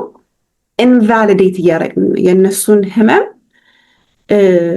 ቦታ እንደሌለው እውቅና አለመስጠት ማለት ነው የእነሱን ህመም እና ህመማቸውን እውቅና ማንሰጠው ከሆነ እንዴት ነው እንደገና እኛ ጋር መጥተው ችግራቸው ሊነግሩን የሚችሉ? አንተ ህመሜን የማትረዳልኝ ከሆነ ኔክስት ታይም ችግሩ ስገባ እንዴት ነው አንተ ጋር መጥቼ ማወራ? አላወራም፣ በፍጹም አላወራም። አንደኛው ቤሪየር ይሄ ነው፣ ኢንቫሊዴት የማድረግ እውቅና ለመስጠት ህመማቸውን ማቆሸሽ ማንቋሸሽ። አሜን። ሌላ ደግሞ የሚፈጥረው ስሜት ምንድን ነው? ልጆቹ ራሳቸውን እንዲጠራጠሩ ኦኬ እነሱ ይህንን ሁሉ መከራ መቻል ከቻሉ እኔ ለምን አልቻልኩም ይህን መከራ የሚለው ጥያቄ ውስጥ ይገቡና አስፍ እነሱ የሆነ ዲፌክትድ እንደሆኑ ህመሙን አለመቻላቸው somehow something is wrong with me ደካማ እንደሆኑ ደካማ እንደሆኑ ያ ጥሩ ቃል ደካማ እንደሆኑ ያ ጥሩ ስሜትን አይፈጥርም፣ ያባብሰዋል ነገሮችን ወደ ቀውስ የምንለው ማለት ነው፣ ወደ ስነ ልቦና ቀውስ የምንለው።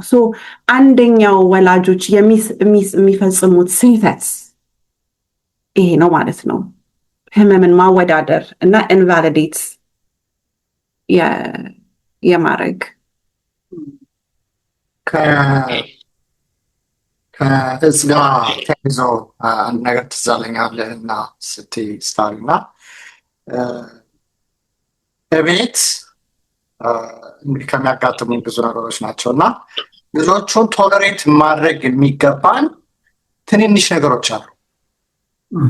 ምሳሌ አሁን ትልቅ ኢሹ እንኳን አይደለም፣ አሁን በእኔ ጊዜ ነበረ ሄር ስታይል፣ አሁን የፀጉር ስታይላቸው ወንዶቹ፣ ሴቶቹ ወይም የሱሪ ስታይላቸው፣ አንዳንድ ደግሞ ትንሽ ጠበቅ ያሉ ክስተቶች የገጠሙ ሴቶቹ ሱሪ አትለብሱ እስከዛ ደረጃ ማለት ነው እና ጀስት ምሳሌ ነው። ግን እነዚህ ቶለሬት ማድረግ የሚገባን ወደድንም ጠላንም ቶለሬት ማድረግ የሚገባን አንዳንድ ነገሮች አሉ። አሁን ከቤተሰቦቹ ጋር ስንነጋገር አይዲያሊ ኢትዮጵያ ያደግነው ፀጉራችን የተወሰነ ስታይል አለው፣ አጠር ማለት አለበት which is fine which is okay። ግን ከባህሉ ጋር አብሮ የመጣ ደግሞ ፀጉራቸውን ማሳደግ ካለባቸው ኢቭን እየቆነጠጠን እንኳን ሳንፈልገው ቶለሬት ማድረግ የሚገባን አንዳንድ ነገሮች አሉ። እሱ አንድ ነው፣ የአለባበሳችሁ ስታይል፣ የፀጉራችሁ ስታይል። ያ ካልሆነ የት ነው የሚወስደን? ይሄንን የምናከረው ከሆነ ወዴት ነው የሚወስደን? ቀጥታ ወስዶ የሚጥላቸው ከእጽ ነው ከመርዋይና ከዛ የከበደ እኔ ማላቃቸው ብዙ ነገሮች አሉ አሁን የሚጠቀሙት እጽ ማለት ነው። ወደዛ ነው የሚወስዳቸው እና ፓሬንቶችን ቤተሰቦችን ቻሌንጅ ማድረጋቸው ኦኬ if you're not listening to me ይህንን ነገሮችን ቶለሬት ማድረግ ካልቻላችሁ ልጆቹ የሚሄዱት እዚህ ጋር በሬ ደግሞ ኤግዛምፕል በደንብ ምሳሌ የሆነ ነገር ያየንበት ነገር ነው እና በጣም ስናከራው ነገሮችን ወደ መጥፎ ነገር ነው የሚጠራን እና ለቤተሰቦቹ ብዙ ጊዜ የምሰጠው ሀሳብ በተቻለ መጠን ከኛ ኮምፎርት ወጣ ያሉ ነገር ግን ደግሞ at the same time በጣም ያልወጡ ማለት ነው። በጣም ያልወጡ ልጆችን ከመጥፎ ነገር የማይጥላቸው ለምሳሌ በጣም አፕሮፕሪየት ያልሆነ የድሬሲንግ ስታይል አለ። እሱን አይደለም እያወራኋት ያለሁት። ለምሳሌ ማይነር የሆኑ ነገሮች እና ነሰሰሪ ኢንአፕሮፕሪየት ግን ማይነር የሆኑ ለእኛ ከኢትዮጵያዊ ባህል ጋር ትንሽ ሳይድ ትራክ የሆኑ ነገሮች አሉ። እነሱ ነገሮችን ቶለሬት ማድረግ ግድ ይለናል። ሌላው ደግሞ ቢገርመው ልጆቹ ያስተካክላሉ እኮ they would eventually come to ወደኛ ሀሳብ ወደኛ ባህል ነው የሚመጡት። እንደውም አሁንማ ማነው ኤልያስ ባለፈው እየተነጋገርን ነበረ እነ ሶሊያና መስቀላት አሁን ለብሰው መሄድ ቲንክ በእኔ ጊዜ አሁን ወዝናት እንደዚህ ሸፍነን ነበር ምን ሄደው ዳንታይ ማለት ነው። አሁን ግን ልጆቹ ነፃነት ስላላቸው እንደውም ትልልቅ መስቀል እያደረጉ ይህ የሚያሳየ ምንድነው ልጆቹ ሞር ፍሪደም እየሰጠናቸው ስንሄድ በጣም ደግሞ ነገሮች ጫን ሳናደርግ ስንሄድ ኦልቲሜትሊ ከኛ ብሰው ቁጭ ነው የሚሉት ባለባበሳቸው፣ በባህላቸውም፣ ባነጋገራቸውም እና ይሄ ትልቅ ግንዛቤ ነው ለማለት ነው። የምትጨምሪዋለሽ ሌልና ወይስ እንደሚቀጥላለን? እንደሚቀጥለው መሄድ እንችላለን። አሁን እንግዲህ ብዙ ችግሮችን እየሄድንባቸው ነው እና በተለይ የአብያተ ክርስቲያናት እንደዚህ አይነት ሳይነገር አሁን ቤተሰብ አንዳንድ እሱን አላየሽልኝም ቤተሰብ ምን አይነት ምልክቶች ማየት እሱን ትመልሽልኛለሽ እና በአንጻሩ ደግሞ ወደ ቤተክርስቲያን ሲሄዱ እንደነ ዲያቆን ታሪኩ አይነት አስተማሪዎች ሳይነገራቸው አሁን ለምሳሌ ቅድም እንዳልነው ድክመትን መናገር ችግር መናገር እንደ ዊክነስ ቤት ውስጥ ካዩት ውጭ ሄደው ላይ ይናገሩ ነው።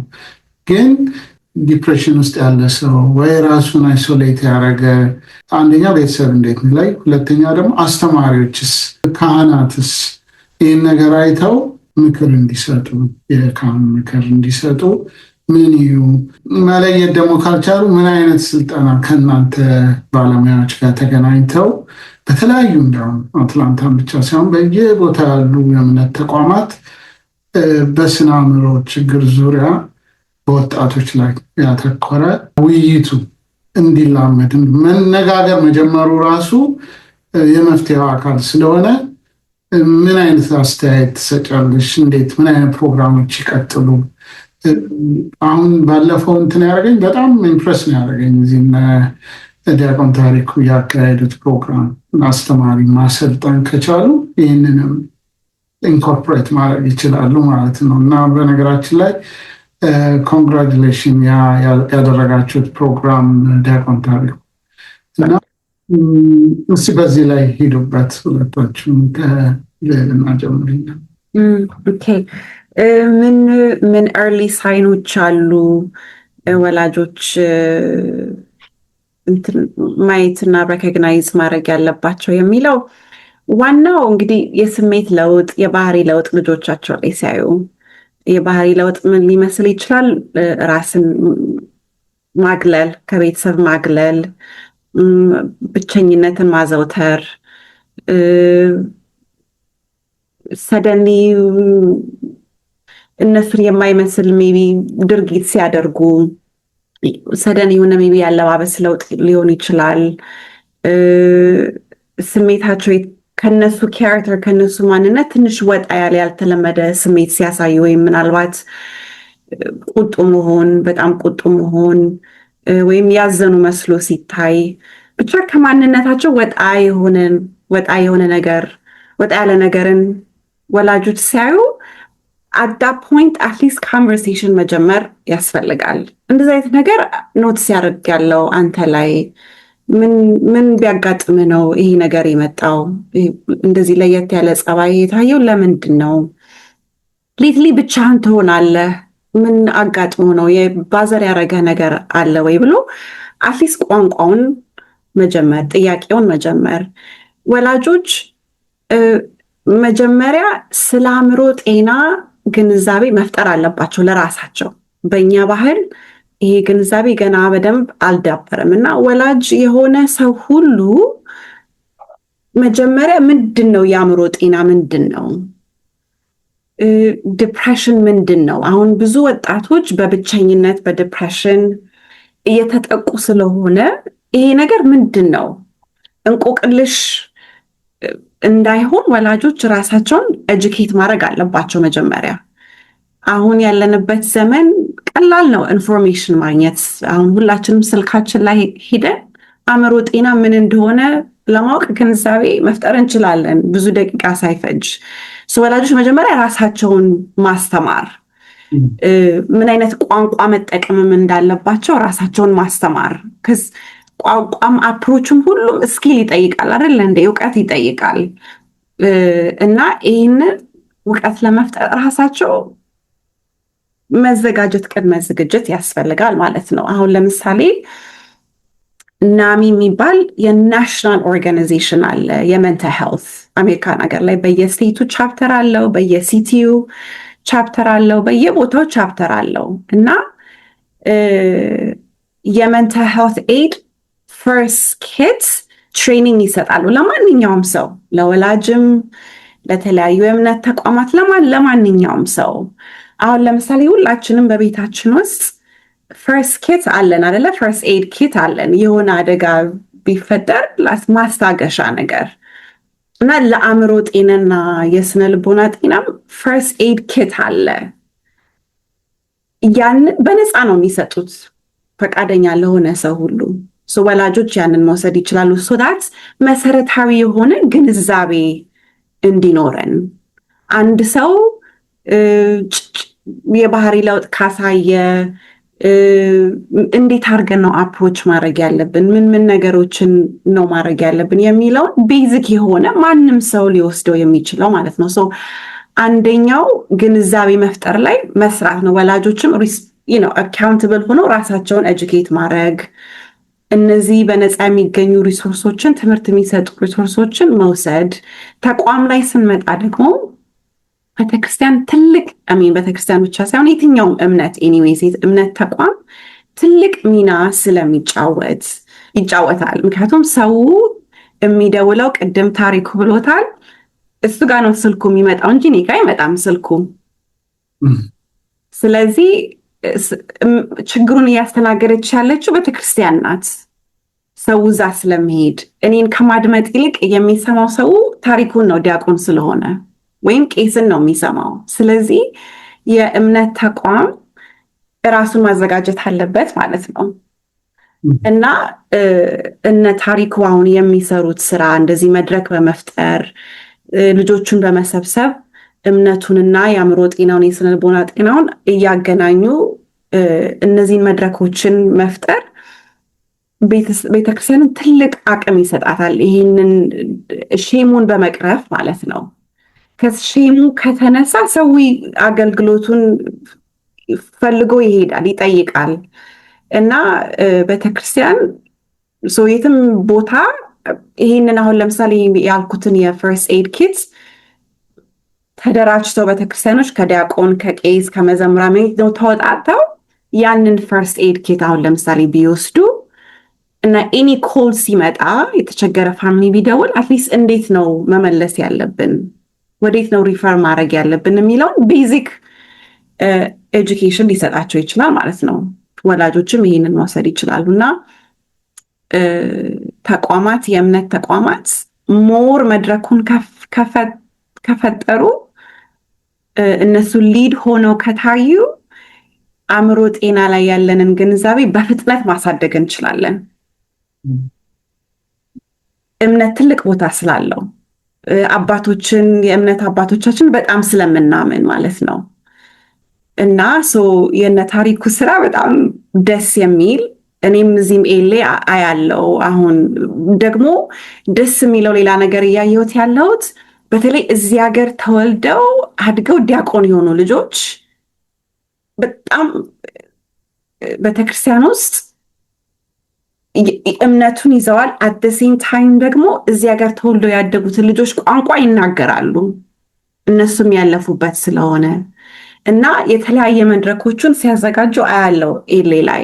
እና ይህ በጣም ደስ የሚል ነገር ነው፣ መበረታታት ያለበት መደገፍ ያለበት ነገር ነው። ምክንያቱም እነሱ ሊዱን ከኛ ይልቅ እነሱ ሊድ ሆነው መሪ ሆነው መድረኩን ሲመሩ አንደኛ እነሱ ናቸው የሚታመኑት፣ ሪሌት ያደርጋሉ፣ እነሱም ያለፉበት ጎዳና ስለሆነ።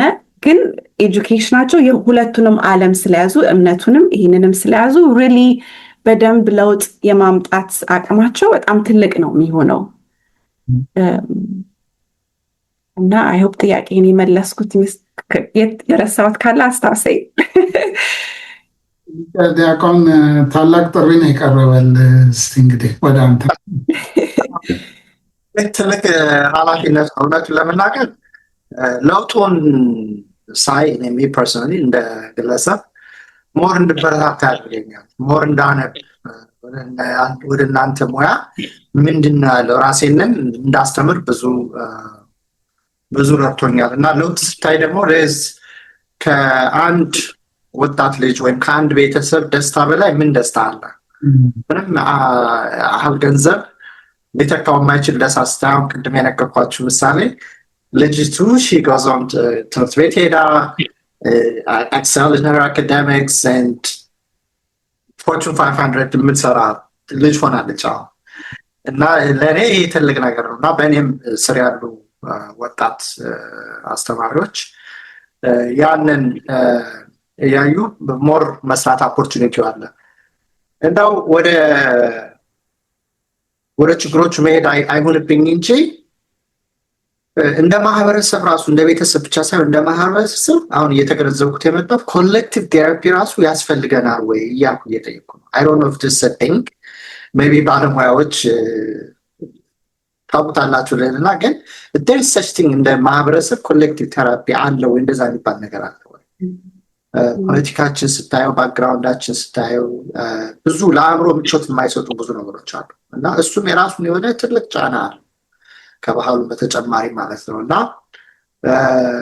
እንደ ሌልና አይነት ባለሙያዎችን በመጋበዝ አሁን አትላንታ ዶክተር ማህሌት ኤልያስ ታውቃት ይሆናል። በቤተክርስቲያን ደረጃ ኢንቫይቲ አድ ጋብዘናት ይህንን አይነት ነገሮች በአባቶችም በወጣቶችም በቤተሰቦችም አንድ ላይ ሰብስበን እንደዚህ አይነት ነገሮችን አዌርነስ እንዲኖር ጥረት ጀምረን ነበር። አንዳንድ ተግዳሮች ነበሩ።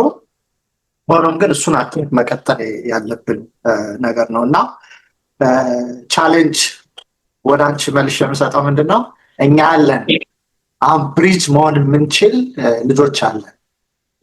የአሜሪካውንም የኢትዮጵያውን ከልጆችም ጋር ከቤተሰብም ጋር ከቤተክርስቲያንም ጋር ከአካዳሚክሱም ጋር ብዙም ኖሌጅ እንኳን ባይኖረን በማንበብ ደረጃ ብሪጅ መሆን የምንችል ልጆች ስላለን እኛ ጋር ሪች አውት ብታደርጉ ለምሳሌ ለኤልኤ ብዙ ልጆች አሉ፣ ወጣቶች አሉ፣ በእኔ ጓደኞች አትላንታ ባለን እኛ ብሪጅ መሆን እንችላለን፣ ፋሲሊቴት ማድረግ እንችላለን። እነዚህን ነገሮች ከአባቶች ጋር ተገናኝተን መድረኮችን እንፈጥራለን። እናንተ ምቹ ሁኔታ ይኖራቸዋል። ቤሬሩን እኛ ልንሸከም እንችላለን። ምክንያቱም ለእናንተ ያው ሁሉ ክሮስ ማድረግ የለባችሁ። አባቶች ጋር ተነጋግራችሁ ቤታችሁ እሱን እኛ መስራት እንችላለን እና ቱ ሰም ኤክስተንት አትላንታ አድርገነዋል። መቀጠል ያለብን ነው። ሜቢ ሆነው ኢንቫይት እናድርግሻለን አትላንታ። ሌላው አይ ቲንክ እሱን ነው። ሌላው በአለፈው ኮንፈረንሳችን ላይ አንድ የውይይት መድረክ አድርገን ያቀረብነው questions you're not supposed to ask። አንደኛው ትልቁ በጣም በሚገርም ሁኔታ ትልቅ ሩም የሰጠነው ለዚህ ነበር። we knew ይሄ ቶፒክ ወደዛ እንደሚሄዱ 8 ቶፒኮች ነበሩ። በሚገርማችሁ ሁኔታ ሩም ሞልቷል። በቃ አትገቡም ተብለው ሌላውን ትተው እዚህኛው ነበር የሄዱት። questions you're not supposed to ask። የኔን ቶፒክ ዲስከሽን ቶፒክ ጨርሼ ወደ እነሱ ሲሄድ የሚጠይቁት ጥያቄ ይገርማቸዋል። ልጆች በደስታ ነው የሚጠይቁት።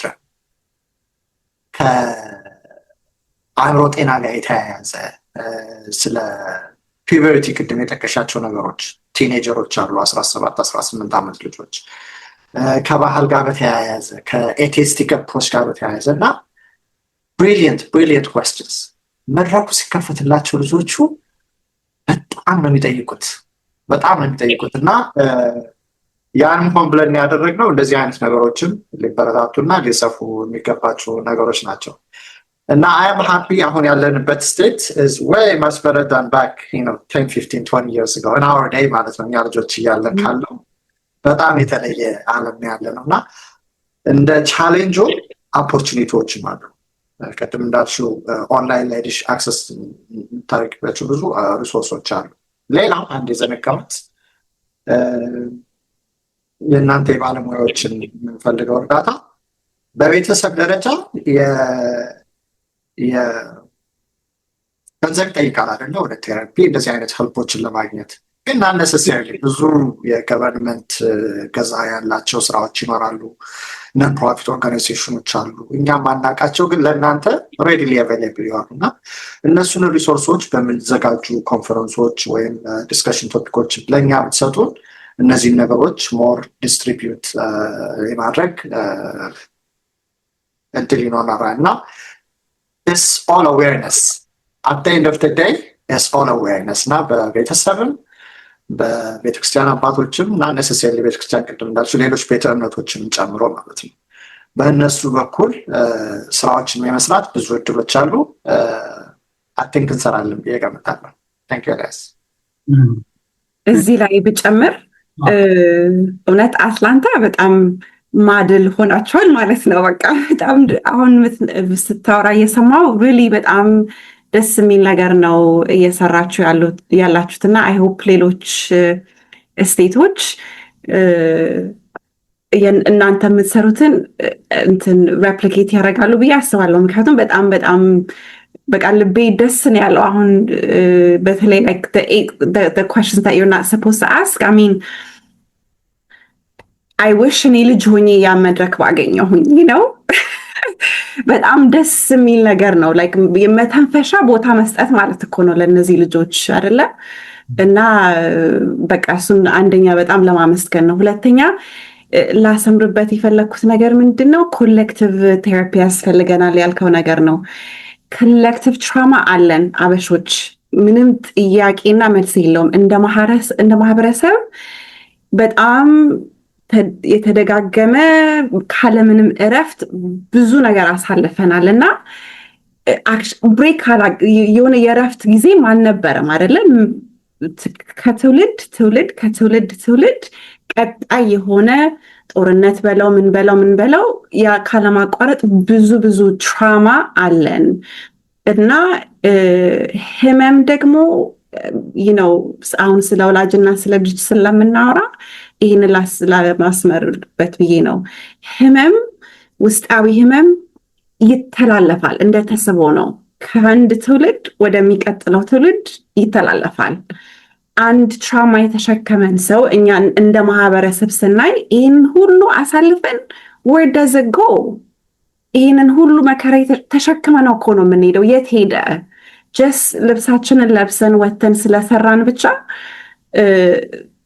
ሙሉ ጤና አለን ማለት አይደለም ከሰው ሁሉ ጊዜ የሚገምተን ጥሩ መልበሳችንን ተነስተን ሰው አናግረን ስራ መስራታችን ነው ግን ከዛ በላይ በነዛ ነገሮች ብቻ አይደለም ጤንነት የሜዥር የሚደረገውና አብዛኛውን ጊዜ የተሸከምናቸው ነገሮች እናስተላልፋቸዋለን ወደ ልጆቻችን እና አንደኛው ከልጅና ከወላጅ መሃል ችግር ሊሚፈጥረው የተሸከምነው መከራና ስቃይ ውስጣችን ያለው ቁስል it affects our parenting style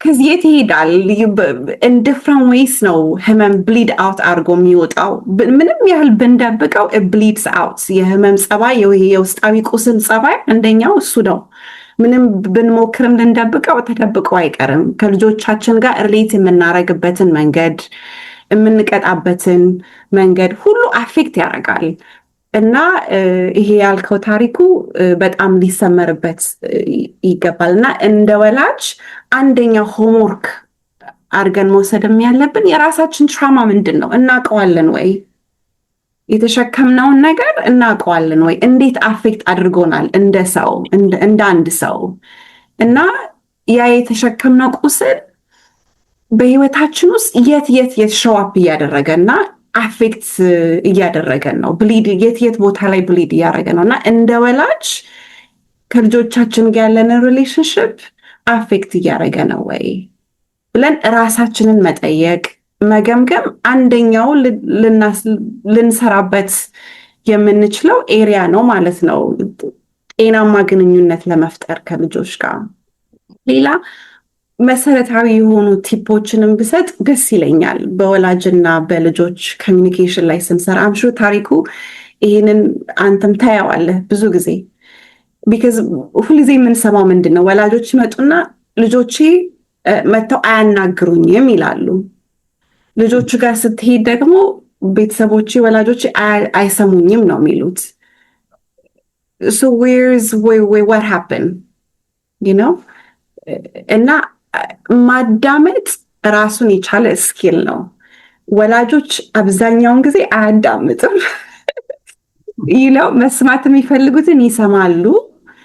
መናገር የሚፈልጉትን ነገር ላይ ስለሚያተኩሩ ልጆቹ ሪሊ የሚናገሩትን ነገር በጥሞና ማዳመጥ፣ ኢንተራፕት ሳናረግ ሳናቋርጥ ጀስ ማዳመጥ አንድ ትልቅ ስኪል ነው፣ ኤክሰርሳይዝ ማድረግ ያለብን። ሁለተኛ ኤምፓቲ የምንለው ነገር አለ። ይሄ እንትንን ህመምን ከማወዳደር ይልቅ እነሱ ጫማ ላይ ሆነን እነሱ ቦታ ላይ ሆነን በእነሱ አንግል፣ በእኛ በእደርቶቹ ሳይሆን በእነሱ አንግል፣ እነሱ ባሉበት በአውድ ውስጥ ነገሮችን ማየት። ያንን ስናረግ ይሄ ኮምፔር ማድረግ ህመሙን፣ ትችቱን ያጠፈዋል። ማዳመጥ፣ ኤምፓቲ፣ የልጆችን ቦታ ላይ ሆኖ ነገሮችን ከነሱ አንግል ማየት። ሶስተኛ ቫሊዴሽን የምንለው ነገር በጣም አስፈላጊ፣ እውቅና መስጠት፣ የአንድ ልጅ ስሜት እና ገጠመኝ እውቅና መስጠት። ይሄ ሰው የተባለ ሁሉ የስነ ልቦና ጤንነት አንደኛው የሚገነባው ቫሊዴሽን ሲያገኝ ነው። ዱ አይ ማተር ቱ ዩ? የኔ ስሜት የኔ ኤክስፒሪየንስ ዱ አይ ማተር? ቫሊዴት ካላረከኝ፣ እውቅና ካልሰጠኸኝ that means I don't matter። እና እኔ ዋጋ ቢስ ነኝ ብዬ ካሰብኩኝ፣ ማንም ቦታ አይሰጠኝም፣ ቦታ የለኝም ብዬ ካላሰብኩኝ አብሶሉትሊ ዲፕሬሽን ውስጥ ነው የምገባው። right? so validation በጣም እውቅና መስጠት፣ ማንቋሸሽ ሳይሆን የልጆቹን ገጠመኝና ስሜት ላንስማማበት እንችላለን፣ ያ ሌላ ጉዳይ ነው። ግን የተሰማቸው ነገር እውነት ነው። የሰው ስሜት ውሸት ሊሆን አይችልም። ስሜት ነው፣ ውሸት አይደለም፣ መጥፎም አይደለም፣ ጥሩም አይደለም። it's just is። እና ያንን እውቅና መስጠት ሌላው በጣም ወላጆች ማድረግ ያለባቸው ነገር ማለት ነው። ሌላው መገንዘብ ያለብን አብዛኛውን ጊዜ ወላጆች በተለይ አበሾች ስናስብ የልጆቹን ቁሳዊ ፍላጎት ማሟላቱን አብዛኛውን ጊዜ የምናስበው፣ ልብሳቸው፣ ጫማቸው፣ የሚሄዱበት ትምህርት ቤት ቆንጆ መሆኑን፣ መኖሪያ ቤታቸው፣ የሚያስፈልጋቸው ቶይስ፣ ያንን ነገሩን ነው አብዛኛውን ጊዜ የማናስበው እንጂ ስለ ስነ ልቦና ጤና ብዙ አናስብም። ይሄ ኢሞሽናል ዌልነስ፣ ስነ ልቦና ኢሞሽናል ዌልነስ የምንለውን እና ልጅ ወላጅ ጋር ሄዶ በግልጽነት ማውራት የሚችለው ኢሞሽናል ሴፍቲ ሲኖር ነው። አንተ ጋር ኤልያስ አባቴ ኮንክ አንተ ጋር መጥቼ ሪሊ የሚሰማኝን ነገር በግልጽ ማውራት የምችለው ዱ አይ ፊል ሴፍ ዊዝ ዩ። not physically አትጎዳኝም፣ ሰውነቴን አካሌን አትመታኝም፣ ግን ኢሞሽናሊ ዱ አይ ፊል comfortable? Do I feel safe to come and tell you my problems? The only way I can feel comfortable emotionally is ማዳመጥ እንደምትችል ካረጋገጥኩኝ፣ ኤምፓቲ የምታሳየኝ ከሆነ፣ ቫሊዴት የምታረገኝ ከሆነ ብቻ ነው ላምንህ የምችለው። ሶ ኢሞሽናል ሴፍቲ የወላጅና የልጅ ነገር ጋር ስናወራ ለምንድን ነው ልጆች እኛ ጋር የማይመጡት የሚለው ከሆነ ጥያቄያችን፣ have we created emotional safety for them to come and talk to us?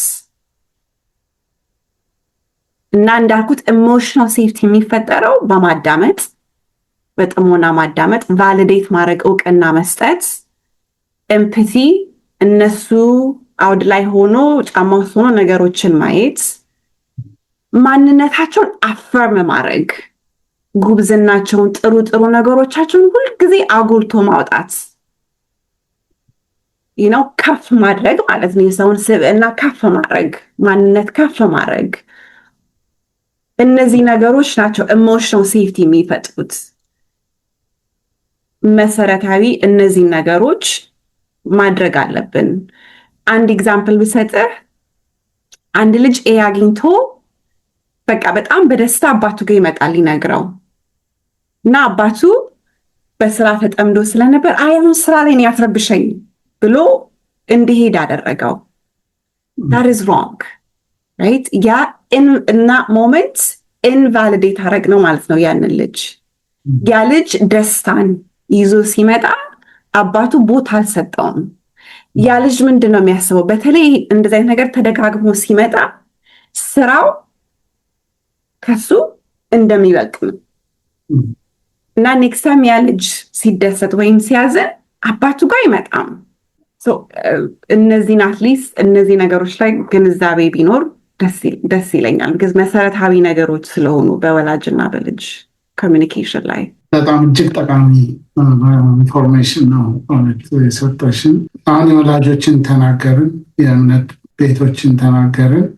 ሌላው ደግሞ ወደ መጨረሻ እየሄድኩኝ ነው እና ጓደኞች አሉ እና አንዳንድ ጓደኞች በጓደኛቸው ላይ እንደዚህ አይነት ለውጥ ተስፋ የመቁረጥ ደግሞ እርዳታ መጠየቅ ወይ ቤት እንደዚህ ዲስሚሲቭ ከሆነበት እርስ በርስ እንዲነጋገሩ ይሄ ለወጣቶች ካዳመጡ ጓደኞች ወይ ለካህን ጓደኛ እንዲሆነዋል ወይ ደግሞ ለቤተሰብ ብቻ እርዳታ እንዲሻ የጓደኞች ሮልስ ምን ሊሆን ይችላል?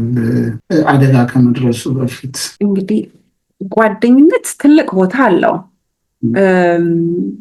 መጥፎ ደረጃ ከመድረሱ በፊት አንድ ልጅ ጓደኛው ላይ የባህሪ ለውጥ ቢያይ፣ የስሜት ለውጥ ቢያይ ማናገር ነው። ውይይት ትልቅ ሚና አለው እንግዲህ የአእምሮ ጤናና የስነ ልቦና ጤና ላይ። ስለዚህ ኖቲስ ካረጉ ጓደኞቻቸው ላይ የሆነ ነገር ትክክል እንዳልሆነ፣ ትክክል ያልሆነ ነገር እንዳለ ኖቲስ ካረጉ መጠየቅ ነው። እንዴት ነው የምንጠይቀው የሚለው ነው እንግዲህ ቁም ነገሩ። ደግሞ ሁለተኛው አይደለም እነዚህ ቅድም ያልኳቸው ማዳመጥ፣ ቫሊዴት ማድረግ፣ ኤምፓቲ፣ አፍርሜሽን፣ እነዚህ ሁሉ ፍቅር ላይ የተመሰረቱ አፕሮቾች ናቸው። በዚህ መልኩ ነው ማለት ነው የምንቀርበው።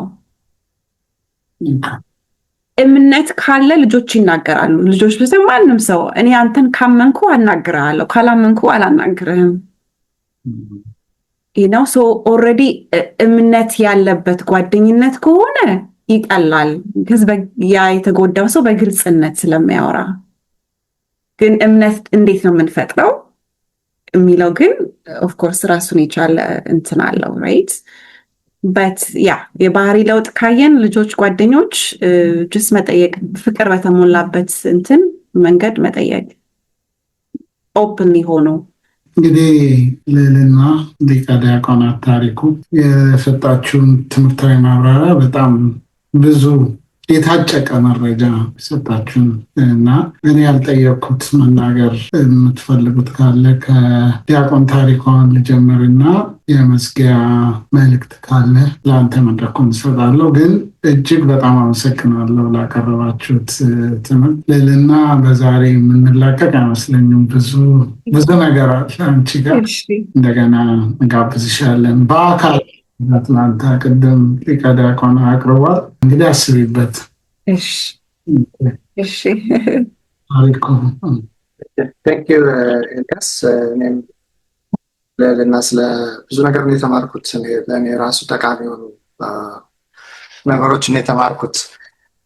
እንደ ማጠቃለያ ቲንክ ኦን ፕራክቲካል ተርምስ ስራዎችን እንዴት ነው የምንሰራው አይደለ?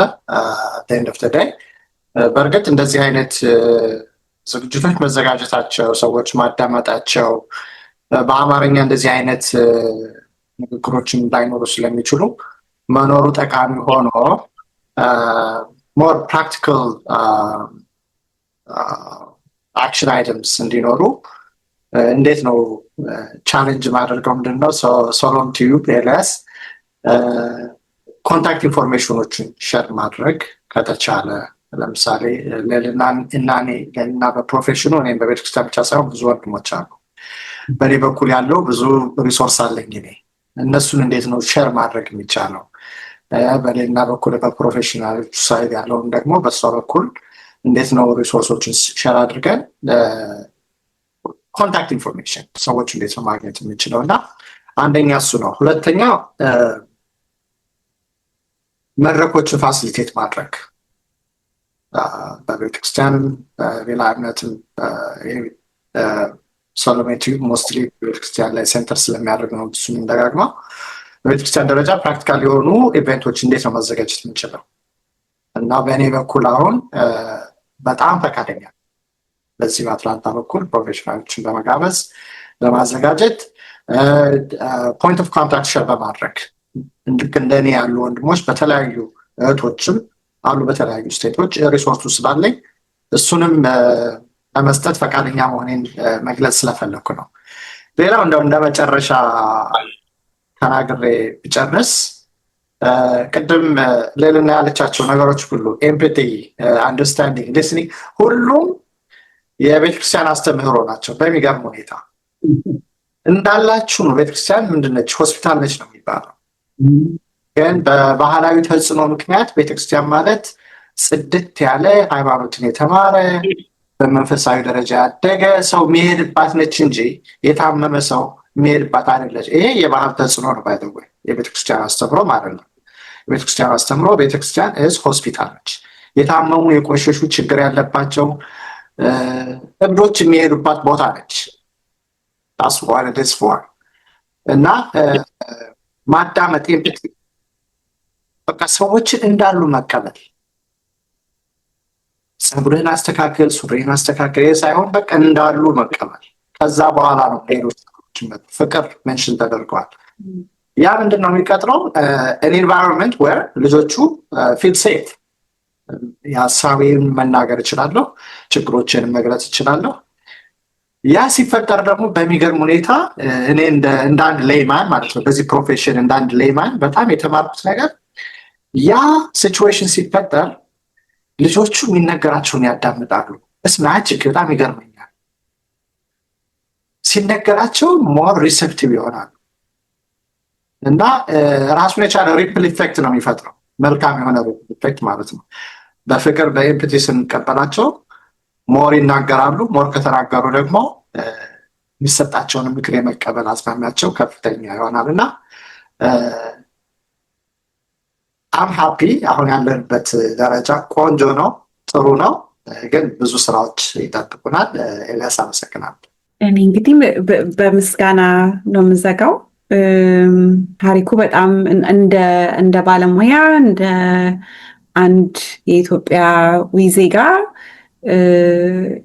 የምትሰራው ስራ በቤተክርስቲያን ውስጥ ይህንን አእምሮ ጤናና መንፈሳዊ ማንነትን ለማገናኘት አይነው ቀላል አይደለም። ቢካዝ ብዙ ነገር ስለሚመጣ ቤተክርስቲያን ጋር ችግሩ ሁሉ የሚፈርሰው ቤተክርስቲያን ነውና ኢትስ እና ያን ሪስፖንሲቢሊቲ ወስዶ እነዚህ የተለያዩ ስራዎችን መስራት ብዙ ጊዜ ይጠይቃል፣ ብዙ ኤነርጂ ይጠይቃል እና ያንን መስራትህ ነው ትልቅ ስራ ነው እና በጣም አመሰግናለሁ። ኤልያስ ደግሞ ሚዲያ ኦፍ ኮርስ ፓወርፉል ነው ነው ሌላው ከቤተክርስቲያን ውጭ እንግዲህ የሰው ጆሮ ያለው ሚዲያ ጋር ነው እና ያንን መድረክ እየፈጠርክ ስለሆነ መራራቅ የሌለባቸው ግን ተራርቀው ያሉ ነገሮችን እያዛመድክ እያጋባህ ስለሆነ እና እንደዚህ አይነት ውይይትም ስለሆነ ነገሮቹን ሼሞን